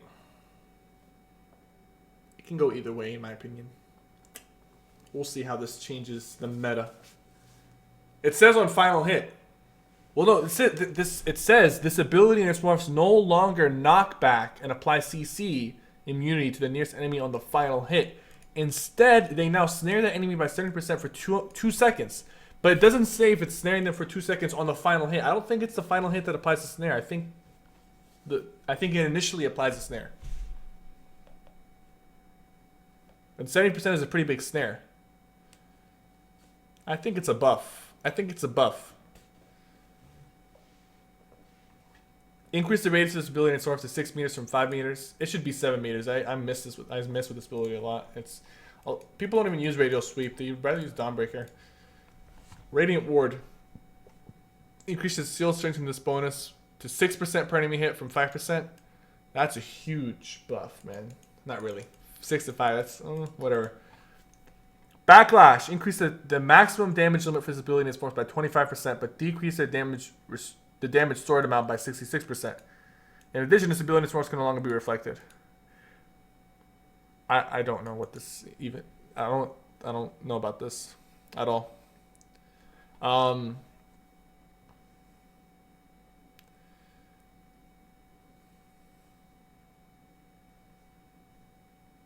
Oh, can you proc empowerment on Mage Light? I didn't know that. You guys are spoiling things for me. Hold up. Cypher's not a Templar. Yes, I am. I have a veteran rank 1 Templar, I'll have you know. Okay? I've done some crazy stuff with the Templar. Pretty much experienced, pretty much a Templar veteran. Not really, but whatever. This ability in the Total Dark Mode can now reflect ranged physical projectiles back to the enemy. Wait. This ability and the Total Dark Mode can now reflect ranged physical projectiles. So I can pretty much flip off a snipe spammer from a distance. I can be like, no, put a bubble on them, and they're gonna be sniping themselves in the face. Like, what am I doing? That's pretty cool, man. That's pretty cool. Eclipse, that's pretty cool. Screw you, snipers. Screw you. That's pretty cool. For real though. That's like, I could just be like being sniped from a distance. I could turn around and be like, no. Or they're throwing the flying blades at me. They're just spamming flying blades. They're like, I have so many blades. I carried so many here. Take them. And I'm gonna be like, no, and just reflect it back at them. That's pretty cool. I like that. A ranged reflect. This is the only ranged reflect in the game. Fix an issue with this ability. Total Dark Morph could reflect snares from ground place taken abilities. Okay. Enduring Raise. This passive ability now only increases the duration of the sun. Okay. Increases passive ability bonus to 15-30%. Alright. Nova. Reduce the effects and visual light intensity of this ability. It's more if that should reduce some of the lag issues. Increase the damage from Supernova and Gravity Crest energies by 60%. Increase the activation range. Alright. Radiant Destruction. Fix an issue where the execute bonus damage from this ability would not apply if multiple Templars were channeling these abilities on the same target. Alright. Solar Flare. Increased the damage for this ability and Dark Flare Morph by 12%. The damage of Solar Barrage Morph remains unchanged. Alright. That's cool. Miss a big part? Hold up. What'd I miss? Revised the tooltips for this ability in the Total Dark Mode to indicate that the area damage effect is separate from the self-reflect effect and can be applied to a CC immune target. Second line of Eclipse. Revised the tooltip for this ability and a total dark morph to indicate that the area damage effect is separate from the self-reflect effect. Can be applied to CC immune targets.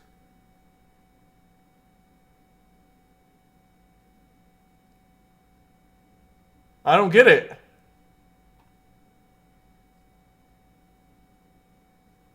Hold up.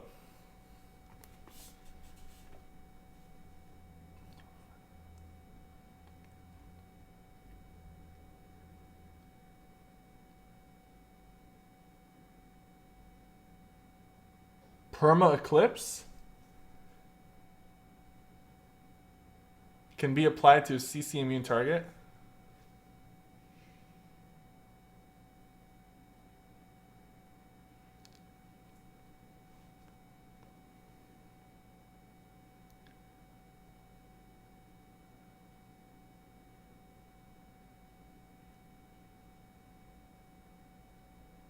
So it's a perma reflect, but how do you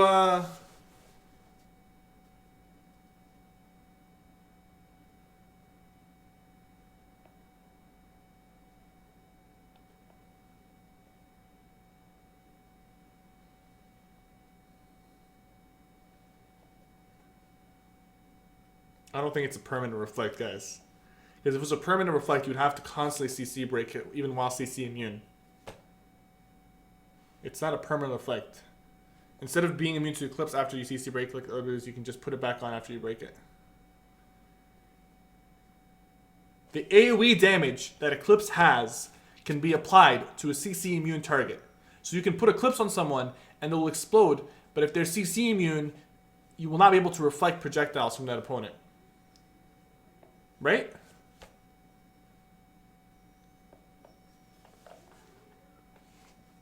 Guys, it's not a permanent reflect, guys. Come on. Get real. It's not a permanent reflect. It's just the... Listen, it says right here. To indicate that the area damage effect is separate from the self-reflect effect. And it can be applied to a CC immune target. So the area damage effect can be applied. And the area damage effect is already pretty weak anyways. It's not that big of a deal. So... You guys are crazy. I didn't miss anything. That was nothing right there, man. That was nothing.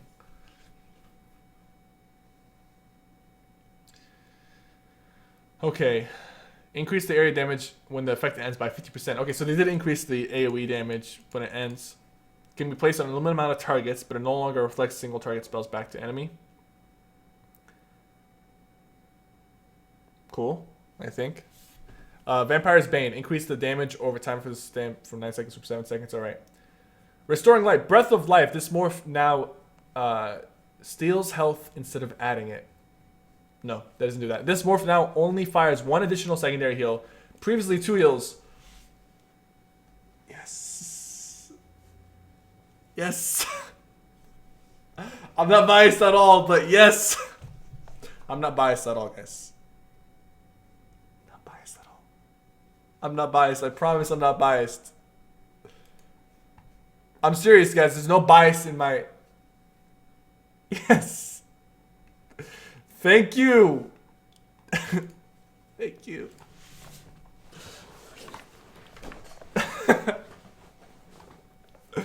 Oh, God. Okay. Increase the healing from the Purified Sin Difference ability and source by 12%.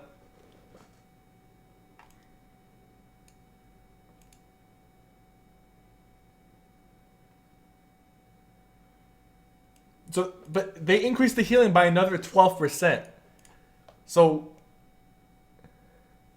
they took 1 extra heal out of Breath of Life, but they gave it an overall 12% heal buff. No, I mean, like... What? That's just giving them more heals then. Like against 1 Templar, that's just giving them more heals. I celebrated too soon, fellas. Is that a synergy? Oh, never mind. Forgive me. See, I'm not a Templar expert. That's just a synergy. That's not that bad. 12% is not that bad. All right. No, it's a different skill. My bad, guys. Fix an issue where this ability and its morphs could be used to cleanse projectiles that were mid-flight. It now matches the behavior of purge ability. I like this. I like this a lot. You know what? I freaking hated fighting Templars who spammed cleanse. Like on my sorcerer, like I would be trying to throw frags at them, and they just like cleanse my frag. I'm like, dude, no, you can't cleanse my frag. That's not cool. So no meteor purge, no frag purge. Like I'm okay with that, man. It's a cleanse. It's not a freaking delete all projectiles button. That's cool. All right.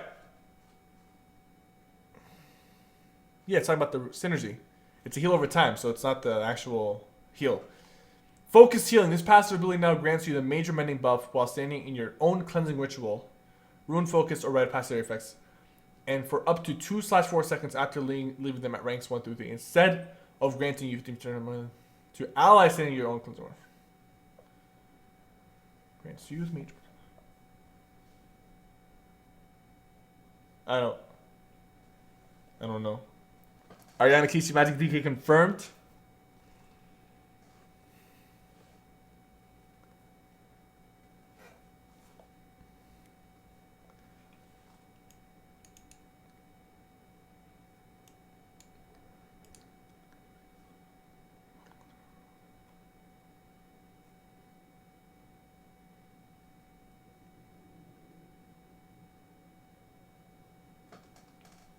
It's not more self-healing because you were able to... Okay, so what this is it just gives you more healing received, right? There's some more healing applied, but it already gave you 30%, so what is it doing? It means more heals for you, not for your group. But, whatever. I don't know what's going on here. I mean, I get it, but it's not a big difference. Healing Ritual. Reduce the cast time for this ability and its morphs by 25%. Reduce the healing done by 25%. Okay. That's not too bad because I don't see a lot of Templars using Healing Ritual anywhere. Anyway, Radiant Aura. This morph now grants you and your allies the major intellect buff upon activation, as well as having an increased radius as a morph effect. Cool. Restoring Focus. This morph now grants you the minor protection buff in addition to granting the minor vitality buff as a major effect. Rite of Passive. In order to prevent visual issues or where the channel would end prematurely, this ability in this source can no longer be cast in midair. Rune Focus. Revise the tooltip for this ability in its source to indicate that the major ward and major resolve buffs will stick to you for 8 seconds after leaving the rune. While the more... Okay. Alright, that's cool. Let's go to the weapon skill lines. It means that people don't have to stand in the ritual to get more healing, only you have to be in it. That's true. But the ritual was pretty big of a buff anyways. If they were outside of the ritual, they were kind of far anyway. Alright, so weapons. Two-handed skill line. Critical Rush. Fix an issue where charging at the minimum range would reduce the morph's damage. Okay. Heavy Weapons. Fix an issue where the axe lead proc passive ability was triggering 100% at a time. For anyone who invested into an axe... I'm sorry. I'm sorry. You know what? But you know the funny thing is I'm probably going to make an axe now. I'm probably going to start playing with an axe because the bleed is actually pretty cool. Like a 17% chance is still high enough. So if you do enough damage, if you're putting up some DPS, you'll get the bleed at a decent pace. Not at a 100% pace. So I might actually start playing with an axe now. So that's cool. It's not like axe is like outside of the picture. Axe is still a decent option. Momentum. Fix an issue with this ability and the forward momentum morph where the heal over time would always critically strike if the caster was crouched. Oh, I didn't know that. One-handed shield.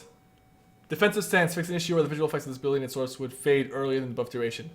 Reverberating Bash. I know it's called reverberating, but I used to call it reverberating, so we're going to call it reverberating. Fix an issue where it could stun the target multiple times with this morph before CC unity became active. Okay, no. That didn't... I don't think that fixed anything, man.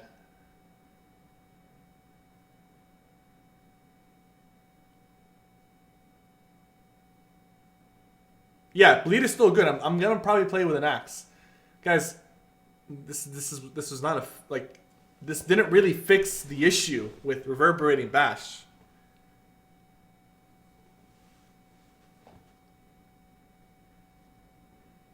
This didn't really fix it. I'll tell you why. Obviously, you could hit someone multiple times with reverberating, and that's an issue that got fixed.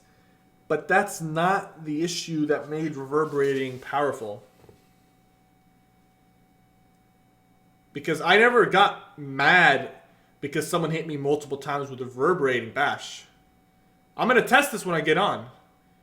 But my issue was never getting bashed multiple times. My issue was getting bashed and then getting Dragon Leafed right after a bash because I can't react or CC break in time for the bash. Or getting bashed into like a combo because you can't really break it. You know what I'm saying? So I wonder, I really got to test this, but I'm pretty sure it still like hits through dodge and has a lot of other issues, and like when you get stunned with it, you start, rolling on the floor. I don't know about that. I don't know. Hopefully it's been fixed. We'll look into it when we log in. We will be logging in very shortly and doing a review of all the abilities and weapons that we got. This is a pretty long stream, man. We've been reviewing this for like 2 hours almost. Dual wield, steel tornado. Decrease the radius of its morphs to 9 meters. Nice. Okay, whatever. Bow, scatter shot. Adjusted the rank progress. They buffed the damage a little bit. Scatter shot, adjusted the rank projection of this morph. Okay. Can someone link the patch notes in the chat? Destruction Expert. Fixed an issue where the caster would not restore magic from the passive. A weapon enchantment proc from the equipped destruction staff was killing blow. Alright. Penetrating magic. This passive now grants spell penetration to the caster's weapon enchantment procs if they're enchanted on an equipped destruction staff, whatever. Wall of Elements. Increase the damage from the final explosion from this morph by 75%. We also fixed an issue where the visual effects of the explosion from the morph did not match the actual damage. That's not going to change too much. Oh! Increase the damage visibility in this morph by 80%. Ooh. Ooh. I'm not going to use it as a solo player, but as a group player, this is not that bad.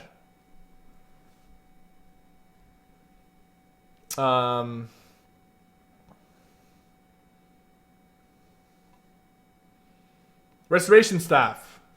Essence Drain. This ability now also grants you the major mending buff for 1.5/3 seconds after completing a fully charged heavy attack at ranks 1 or 2.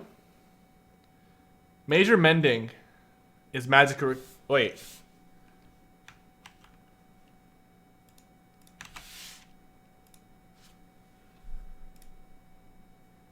Shout out to Deltia's Gaming. Increase healing now by 30%.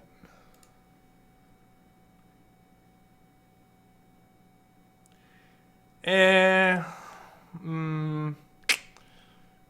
don't know. Like, it increases the healing down by 30%. I get that. But I mean, I'm trying to think right here. This doesn't really help a Templar because they usually have the 30% heal buff at all times because of the cleanse. This doesn't really help a DK because they're having a shield. Now, this could help a Magic and Nightblade, but a lot of times you don't really do heavy attacks. Like, heavy attacks aren't as needed. And same thing applies to a sorcerer. You don't really do heavy attacks.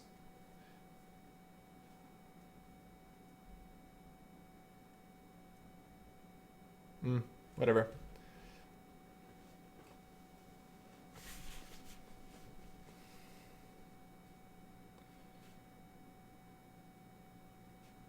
Armor. Medium armor. Fixed an issue where this passive ability was granting less critical strike chance than intended. Evasion morph. Fixed an issue where each recast of this morph would add additional time duration into the matrix position buff. Alright. Soul magic. Fix an issue where purchasing this passive would not update your health recovery in the character UI. Werewolf. Fix an issue where light attacks were not proccing weapon enchantments. Fix an issue where light and heavy attacks would not only proc your main hand weapon. Okay. Fix an issue where this morph second trap would remain active after the caster died. Okay. Turn undead. Fix an issue where this ability was not following the standard area of effect buff and damage guidelines for additional targets. Okay. Whatever. Mage's Guild. This ability, Mage Light, this ability and sports are no longer toggleable abilities. Instead, they will grant their critical strike rating benefits as long as they are slotted.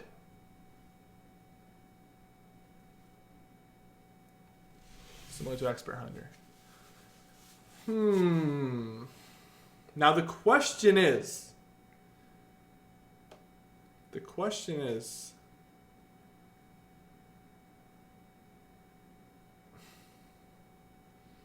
for Magicka DKs.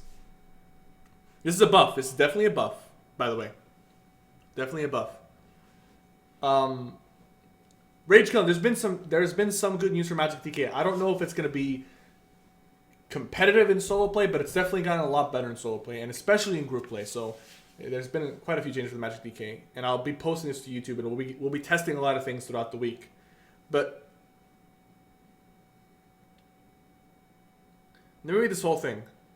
Mage Light can now be activated to summon a mote of Mage Light, which exposes hidden or invisible enemies in an 8-meter radius for 5 seconds, and prevents revealed enemies from turning to stealth for 5 seconds. Holy crap! Rest in peace, my Nightblade friends. Whoa! God, that is brutal. This ability and Radiant Mage Light morph no longer decrease your maximum magicka due to toggle channel changes above. The Radiant Mage Light morph will continue to prevent you from being stunned by stealth attacks and will reduce damage from stealth attacks while slotted as a morph effect. Activated also increases the radius of the activated reveal to 12 meters and reduces the cost. The inner light morph will continue to increase your maximum magicka while slotted. Hey, whoa. Okay, so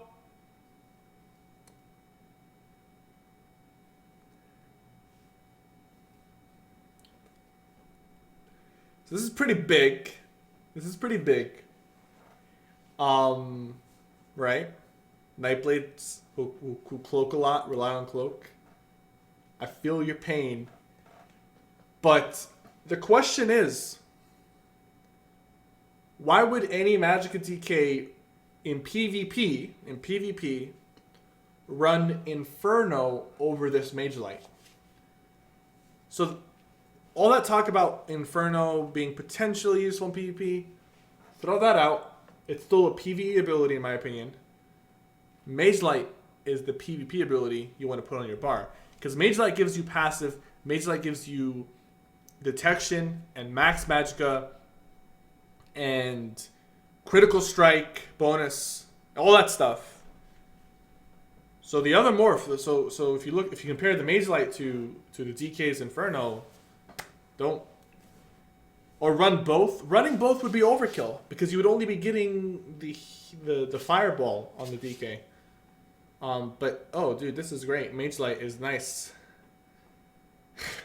It's a little too nice, and the big part is if you expose a hidden enemy, they can't go back into stealth for 5 seconds. It's not just exposing them. It's not just exposing them. You don't just see them. They can't re-enter stealth for 5 seconds, man. You can slot them on opposite bars, but again, what's the point? The fireball thing is not that big of a damage boost. It's kind of like a Sork buff. This is a Magicka buff in general, man. This is a Magicka buff. This is not just for Sorks. This is Sorks, Nightblades, DK, Sempars, anyone who's Magicka based. But 5 seconds is a lot of time, dude, for a Nightblade not to go back into stealth.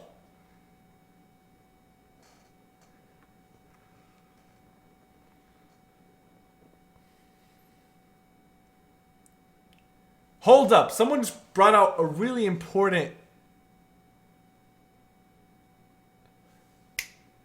Hold up. Thanks for pointing that out. There is a difference between stealth and invisibility. It exposes hidden or invisible enemies in an 8-meter radius for 5 seconds and prevents the enemy from returning to stealth for 5 seconds. Returning to stealth. But that doesn't mean they can't go back into invisibility.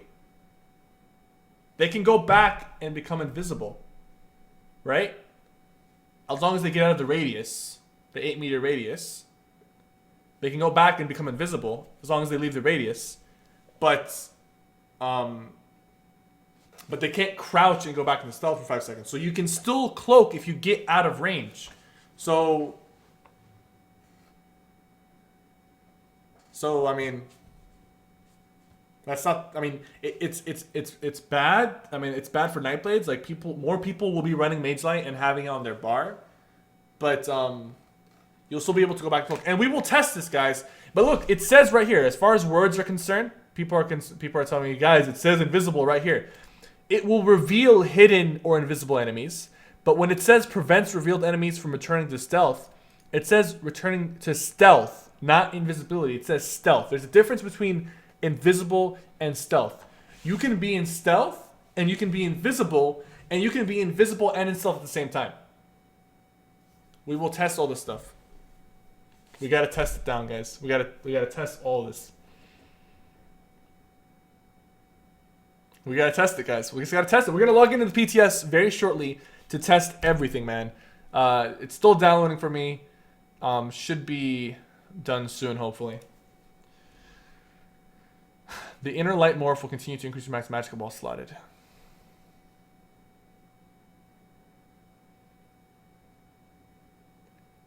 That's true, Covenant King. So we gotta figure it out. Meteor, this ability and source can no longer be reflected.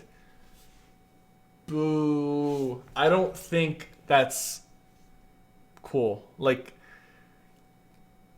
let's be honest here. Let's be honest here for a second.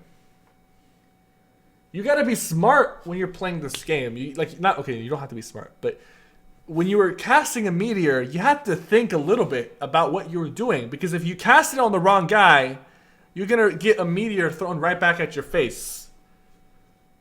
And that's just... I mean... I'm not being biased. It's just... You got to make it a little more intuitive, right? This is removing some of the skill level of casting a meteor and making it a little more mindless, where you're like, I don't care. I'm just gonna throw this meteor at this guy. Okay, throw it at him.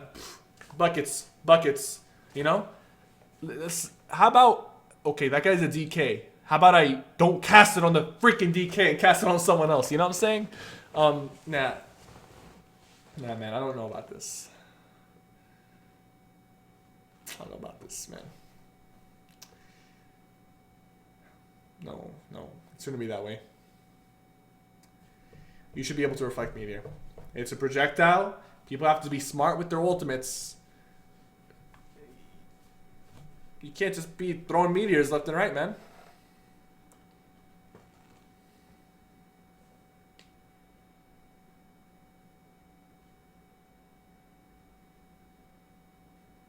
I know it's a meteor. But even I threw meteors at DKs if I timed it appropriately and I CC'd them right after I casted the... And people are saying it's an ultimate. It's an ultimate ability. Okay, well let's think here. Let's think. It's an ultimate. So Soul Strike shouldn't be cleansable or cloakable or any of that matter. It shouldn't be interruptible. But the Templar ultimate that heals you isn't interruptible. Why is Soul Strike interruptible? What else do we got? What else do we got? Oh, no. Scratch everything.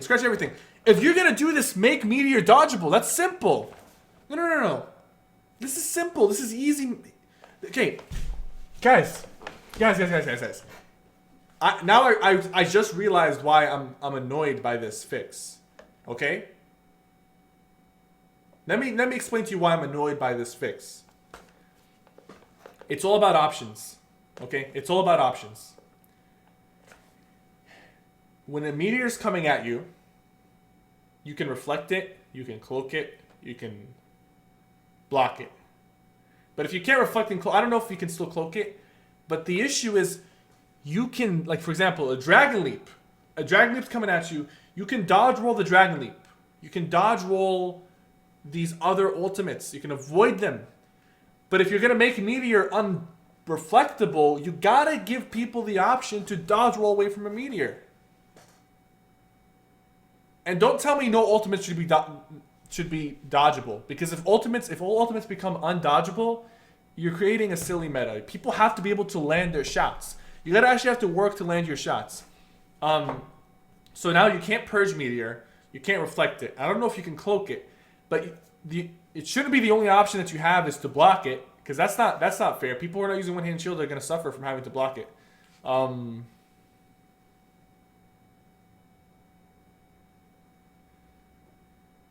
You cannot dodge meteor right now. If you want to make this change in the game, make it to where you can dodge roll meteor.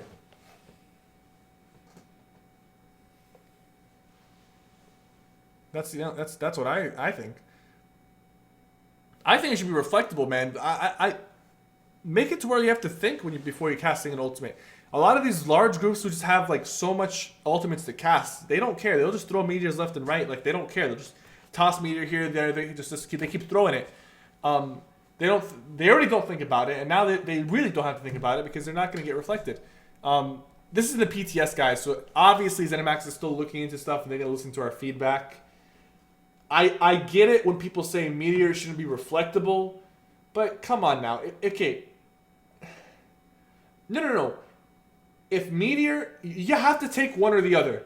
If meteor is going to be reflectable, it has to be dodgeable. If it's not going to be dodgeable, it has to be reflectable. I don't get how... I actually would rather... I would rather have an ultimate that is reflectable instead of dodgeable. Because a lot of the times, you don't run into people running reflect. You don't run into people running reflect. There's not that many people who run reflect. So personally, I'd rather have an ultimate that is not dodgeable, but is reflectable. So why are people even complaining? People who are complaining have no idea because they're not comparing it to other ultimates.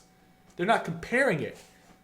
It's better to have an ultimate that is not reflectable. I mean, not dodgeable, but reflectable. But oh well. I think they should look into this. Let's move on. I really want to get online, and I mean, I'm just taking my time because this is taking some time to download.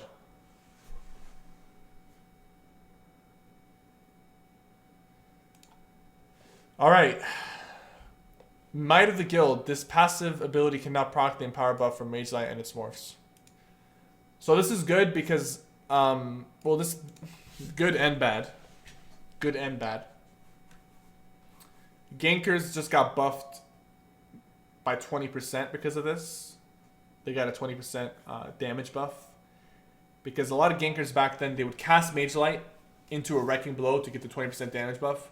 Now when I say good and bad is because I had a detonation build that I used to run on my Nightblade. And I used to cast Mage Light before I detonated Soul Harvested groups of players.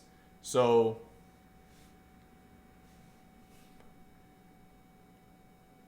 But this also buffs Gankers by 20%.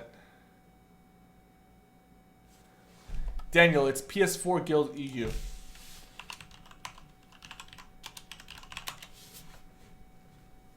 So, I don't know. This buffs Gankers by 20%, but it also buffs other things, I guess.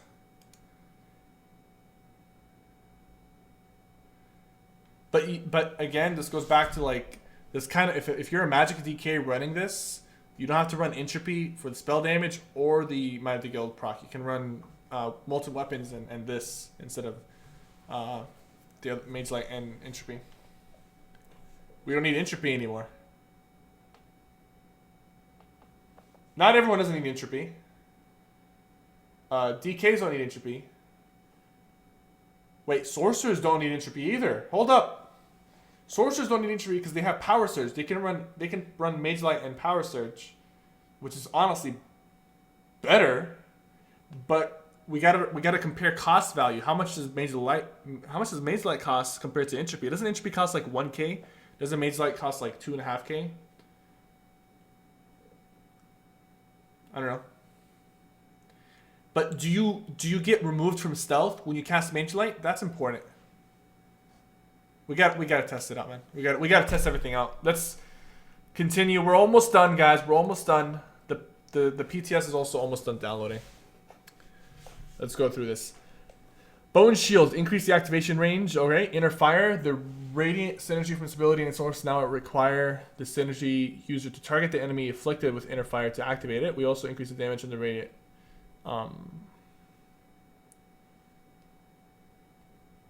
Okay. Entropy's like 750. Well, yeah, that, I mean... Why would you use both Mage, Light, and Molten weapons when you get both 20%? No, you wouldn't use both. I was talking about Sorcerer. You'd use Mage, Light, and Surge. Mage Light for the Max Magicka and the Might of the Guild, and then Surge for spell damage. Inner Light is only 200 more cost? Okay, that's not that bad then. By the way, Inner Fire doesn't have an AoE cap on it. I don't know if this was fixed, but this ability does not have an AoE cap at all. Like, there's no AoE cap and there's no AoE reduction on the damage, like, at all. It's just no AoE cap on it, but whatever. Trapping Webs, the spawn broodlings and okay, synergies from this ability and entangle webs. I've had the summon spiders damage reduced by 40%. The Black Widow synergy from the Shadow Silk Morph has had its summon spiders damage reduced by 35%. Okay, whatever. Significantly reduce the amount of alliance points you need to advance through the ranks in the skill line. Thank you. Thank you, thank you, thank you. And you know what? I have 3 classes with Assault rank 10. So I'm not like, you know, like, and my Templar will eventually get it. But it's all about new players and people creating alts. You don't want it to be a huge grind every single time. Especially if you play solo or small group, you don't gain that much alliance points when PvPing compared to running in a dedicated group. So, you know, reducing the skill points required, people will get Vigor faster, people will get Divination faster. People will be happy because I personally am of the belief that everyone should be on an even playing field and not reward grinding too much. That's why you have caps and even playing fields and things like that. So, Inevitable Detonation. Magic Detonation Morph. Inevitable Det. That's the one where you cast it. Fixed an issue where this morph's effect could not be purged or cleansed. It will continue to detonate immediately when it's removed early. That's cool. That's cool because I remember them talking about this morph, but it never actually worked because if someone tried to purge or cleanse it, it would just not purge or cleanse, but it would explode. Now it will immediately explode if they try to purge or cleanse it. That's pretty legit. But it's unfortunate that the Nightblade Cloak no longer purges or cleanses. Because if you put a detonation on Nightblade and then they try cleansing, they're just going to explode as soon as you cast it. But now it's just going to suppress it. And it'll explode. Hold up. So the question is, this is pretty important. Because even though there was a lot of other detection potential with the Nightblades, if you apply a curse to a Nightblade and he goes into Cloak, will that curse pull him out of Cloak? It's not a dot. I know it's not a dot, but will that suppression apply to the Cloak or the detonation? I know it's not a dot, but we still got to test it because you never know when it comes to this stuff. But I think it's not. I think it's still gonna pull them out because it might be treated as a dot even though it's not actually a dot. So we'll see. Magic Detonation. Reduce the damage and its ability and its morphs by 15%. Increase the amount of additional damage per hit to 10% instead of 5%. Increase the cap for the bonus damage to a total of 100% more damage from 25%. That's cool. That's cool. I mean, it's a better Zerg Buster, but we gotta test it out, man. We gotta test this out. Rapid Maneuver. This ability and its source now also remove their bonuses whenever you cast a friend ability on an ally. This ability and its morphs now also remove their bonuses whenever you cast a friendly ability on an ally, as well as damaging ability on an enemy. So now you can't rapid and then start healing people while you're running away. You can't heal or damage to keep the bonuses. Alright. Wait. That's a pretty big nerf.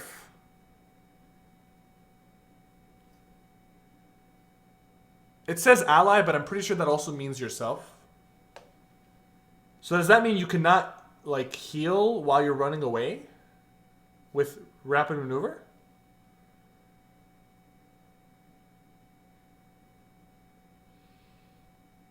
Increase the duration of 30 seconds from 20. This ability. Nerf to Zergs. That's true. That is true. The Zerg's mobility has just been nerfed. But I know quite a few people who rely on this for their major expedition as a solo or a small group.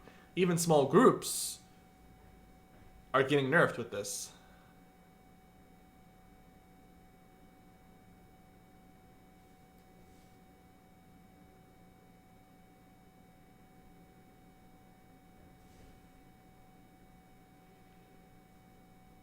How do you move with Templars now? Well, at least DKs have a 2-second major expedition on a gap closer. Valken Scoria set got the meteor treatment too. Interesting. Okay, let's continue. Reduce the maximum amount of targets this ability and source can affect to 24 targets. Previously an infinite amount of targets. Big whoop. It should be reduced to like 6 or 12. Can't believe it used to be infinite. Fix the issue with this passive was not increasing the damage of these weapons. Thank God, man. Thank God. I was worried sick that they weren't going to fix this ability or this passive. Thank God, man. I'm phew.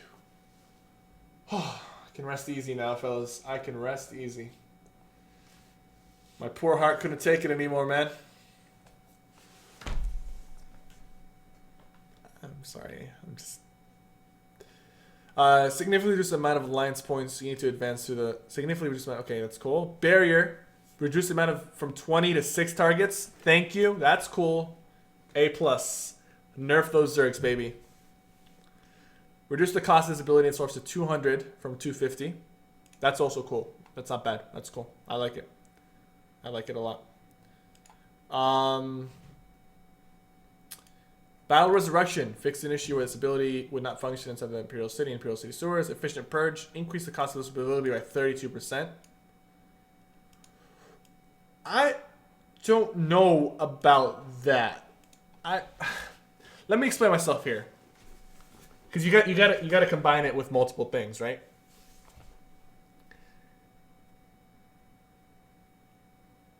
Increasing the cost does not necessarily nerf Zergs that much. Increasing the cost. Because, let me tell you something. Zergs can spam Purge. Regardless of the cost, they can spam Purge quite a bit. But now, a Stamina Nightblade who can no longer cleanse dots, if he wants to use Efficient Purge to get rid of the dots, it's going to cost him quite a bit. Same thing with the Magicka Nightblade, because I'm probably going to start running Efficient Purge on Magicka Nightblade. I mean, it was already an option, so you can remove marked targets and stuff. But now you want to remove dots, you'll need Efficient Purge and things like that. So, let me scroll down. Hold up.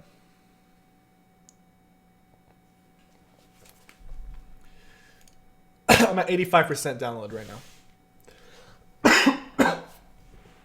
I need to get some water, dude.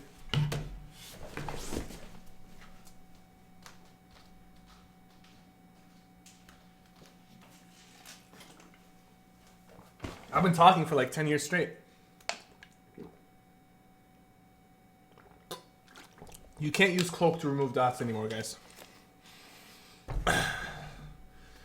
Alright.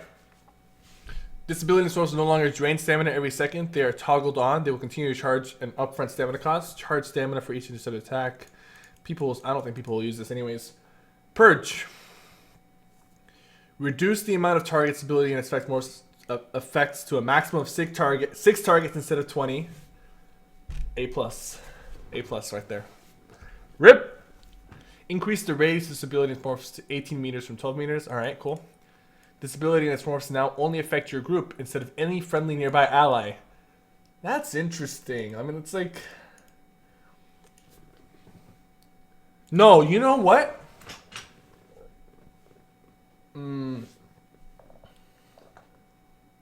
So if I'm not grouped up with someone, like me and some random person meet up, and I have purge on my bar, I can't purge them?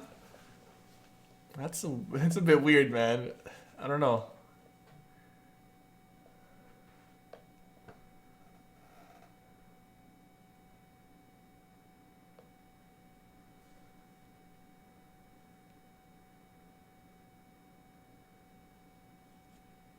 I don't know about that, man.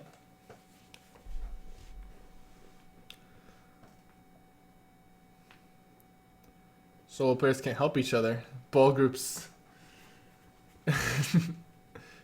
Read third rapid bullet. Where is that? This ability and the source now only affect your group instead of any friendly nearby ally. Oh. Cool.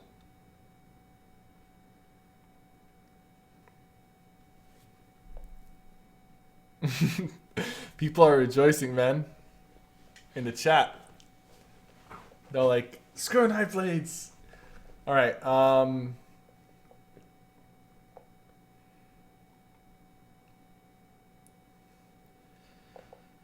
increase the ultimate restoration morph. Okay, revealing flare. This ability is source now snare. Any enemy revealed from the stealth or invisibility by 50% for 50 seconds. Reduce the time stability and the source prevent a revealed enemy from stealthing to 5 seconds from 8 seconds. Okay.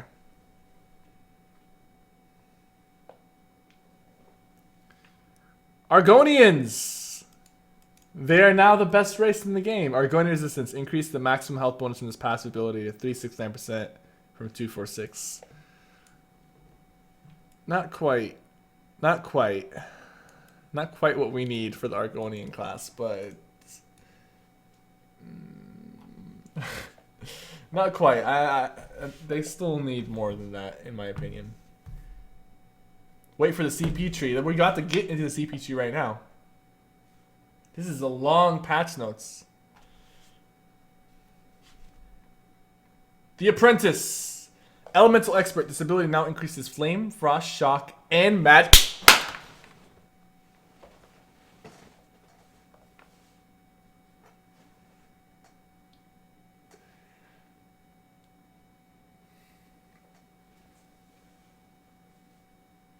Yes. Yes, boys. Yes. No longer shall I split my CP all over the place between Elemental and Thaumaturge and...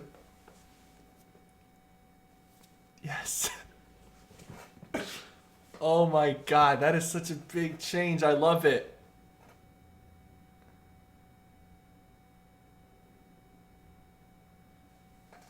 Ah, this buffs Magicka DKs as well because they don't have to split everything up. Thank you. Damn, those sorcerers are gonna be so nice. Oh god, those sorcerers, man. I don't know, man. I can't tell yet. I can't tell what's gonna be the meta. But Stam Night Blades are definitely taking a hit. I don't think sorcerers took any hits yet at all. They did say they were gonna add something regarding shields, but I haven't seen much. What's up, Anami? How's it going, man? Magic DK is in a better place now. Templar is... It's in a better place, I think. To an extent. Nightblades got hit. Deservedly so. Deservedly so. They got hit. But you gotta remember, ganking builds got buffed. Other builds that don't gank that much got hit. No, ganking builds got nerfed and buffed. So, but sorcerers didn't take that big of a hit, man. Let's keep reading. This is the juicy part, man. What I love, the fact is, like, I talked about this in, like, the podcast, and I'm not saying I caused this to be implemented, but I do feel like I played a role in just, like, I don't know. I feel really good about this because I'm just seeing what we as a community brought up being implemented into the patch. And that is just amazing, bro. That's amazing. Elemental Expert. We already read this right here. Yes.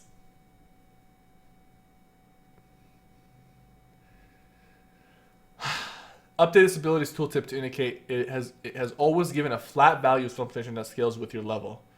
We also increased the value of spell penetration by 167% to counterbalance the spell resistance granted by spell shield. Cool. More spell penetration.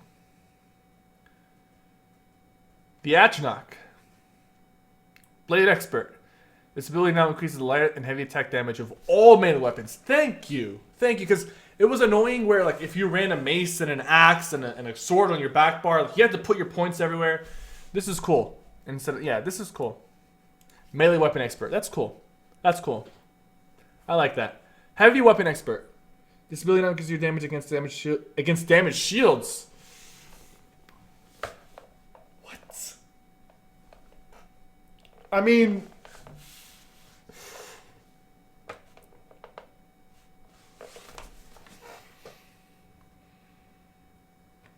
25% increase to your damage against damage shields. Now you still can't crit against them, but you can potentially get a really big boost. But how much would you invest into this is the question. How much would you invest into this versus piercing or sharpen or one of the other ones? Rip your gank build virus?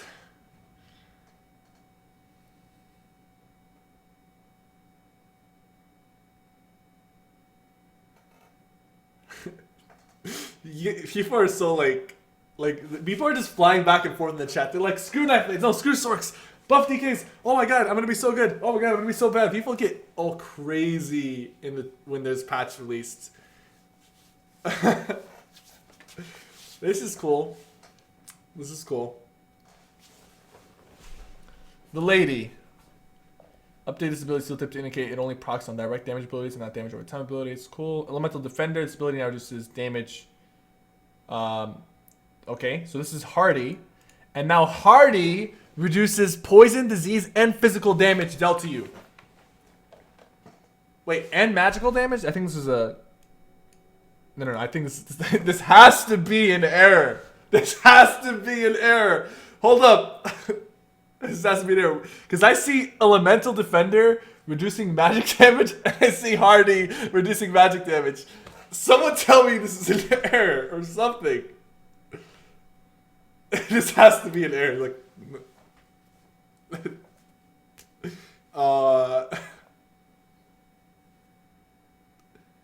instead, hold up. Okay, my bad. Oh my god, I'm an idiot, dude. I feel like an idiot. I just, in front of 1,271 people, I misread it. All right, guys, I get it. You can stop bashing now.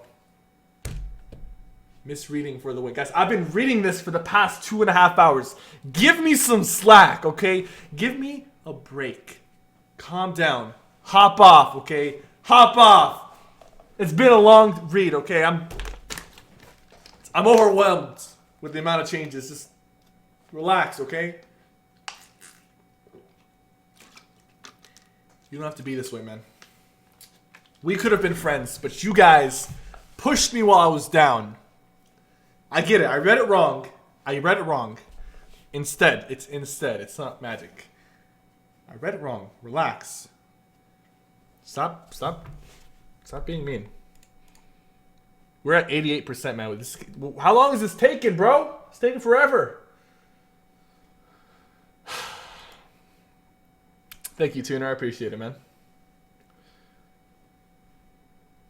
Light Armor Focus. This ability now grants a flat amount of physical resistance per point spent that scales with your level, instead of granting a percentage increase to physical resistance. That's cool, because the issue, by the way, was when you were in full light armor, your physical resistance was so low in the first place that increasing your base resistance by a percentage was just not enough to get you where you needed to be. So this is nice.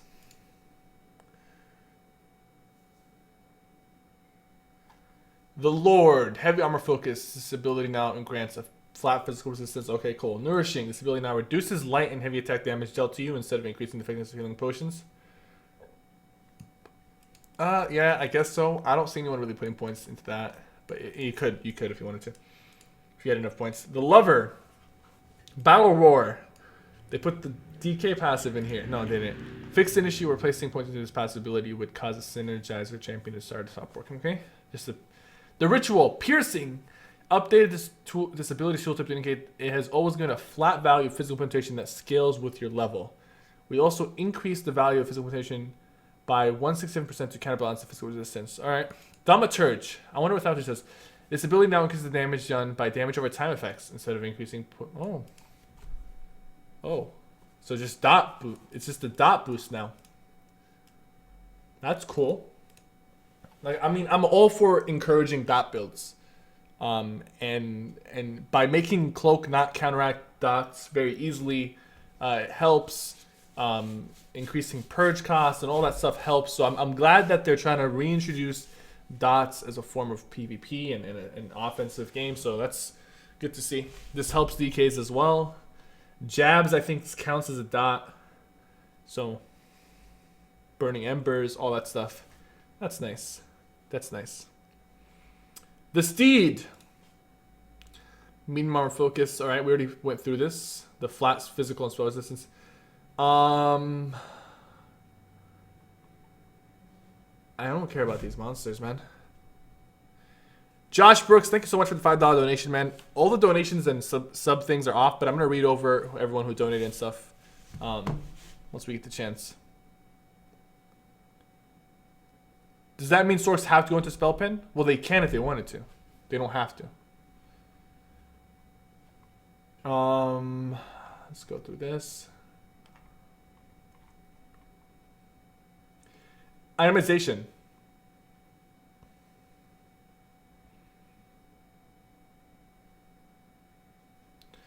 Fix an issue where other players' characters were unable to see effects from the floating orb. Okay. Desert Rose. Fix an issue where the set item set would not display any effects when triggered its magic return. Lord Warden. Increase the proc chance of this item to a 50% chance when you take damage from 6%. What does this set do?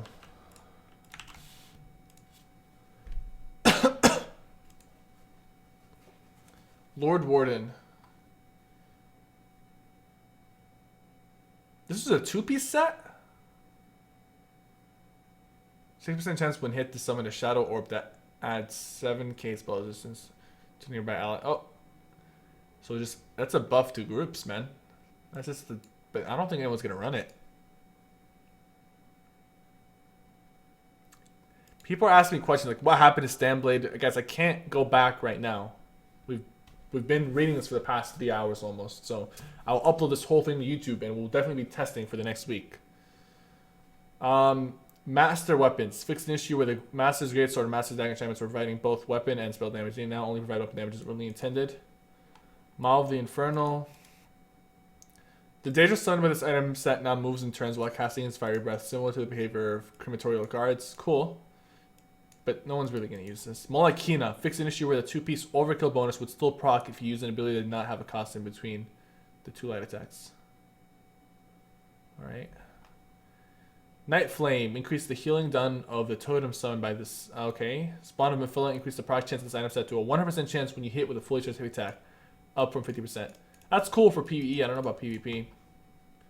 But, I mean, it could be annoying in a 1v1 scenario. Fix an issue where the bonus heavy recovery proc from this item set would have a significant delay before applied when you fell below 6% health. Alright. Powerful Assault. Fix an issue where this item set's buff could affect more than 4 targets.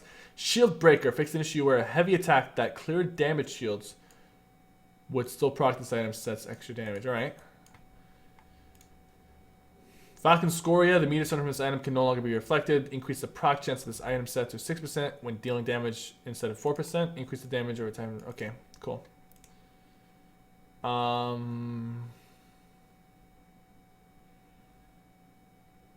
Magical Sword is still good, yeah.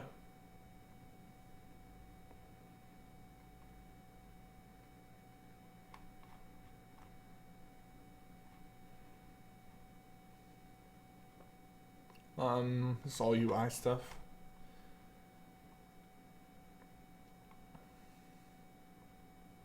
Cool.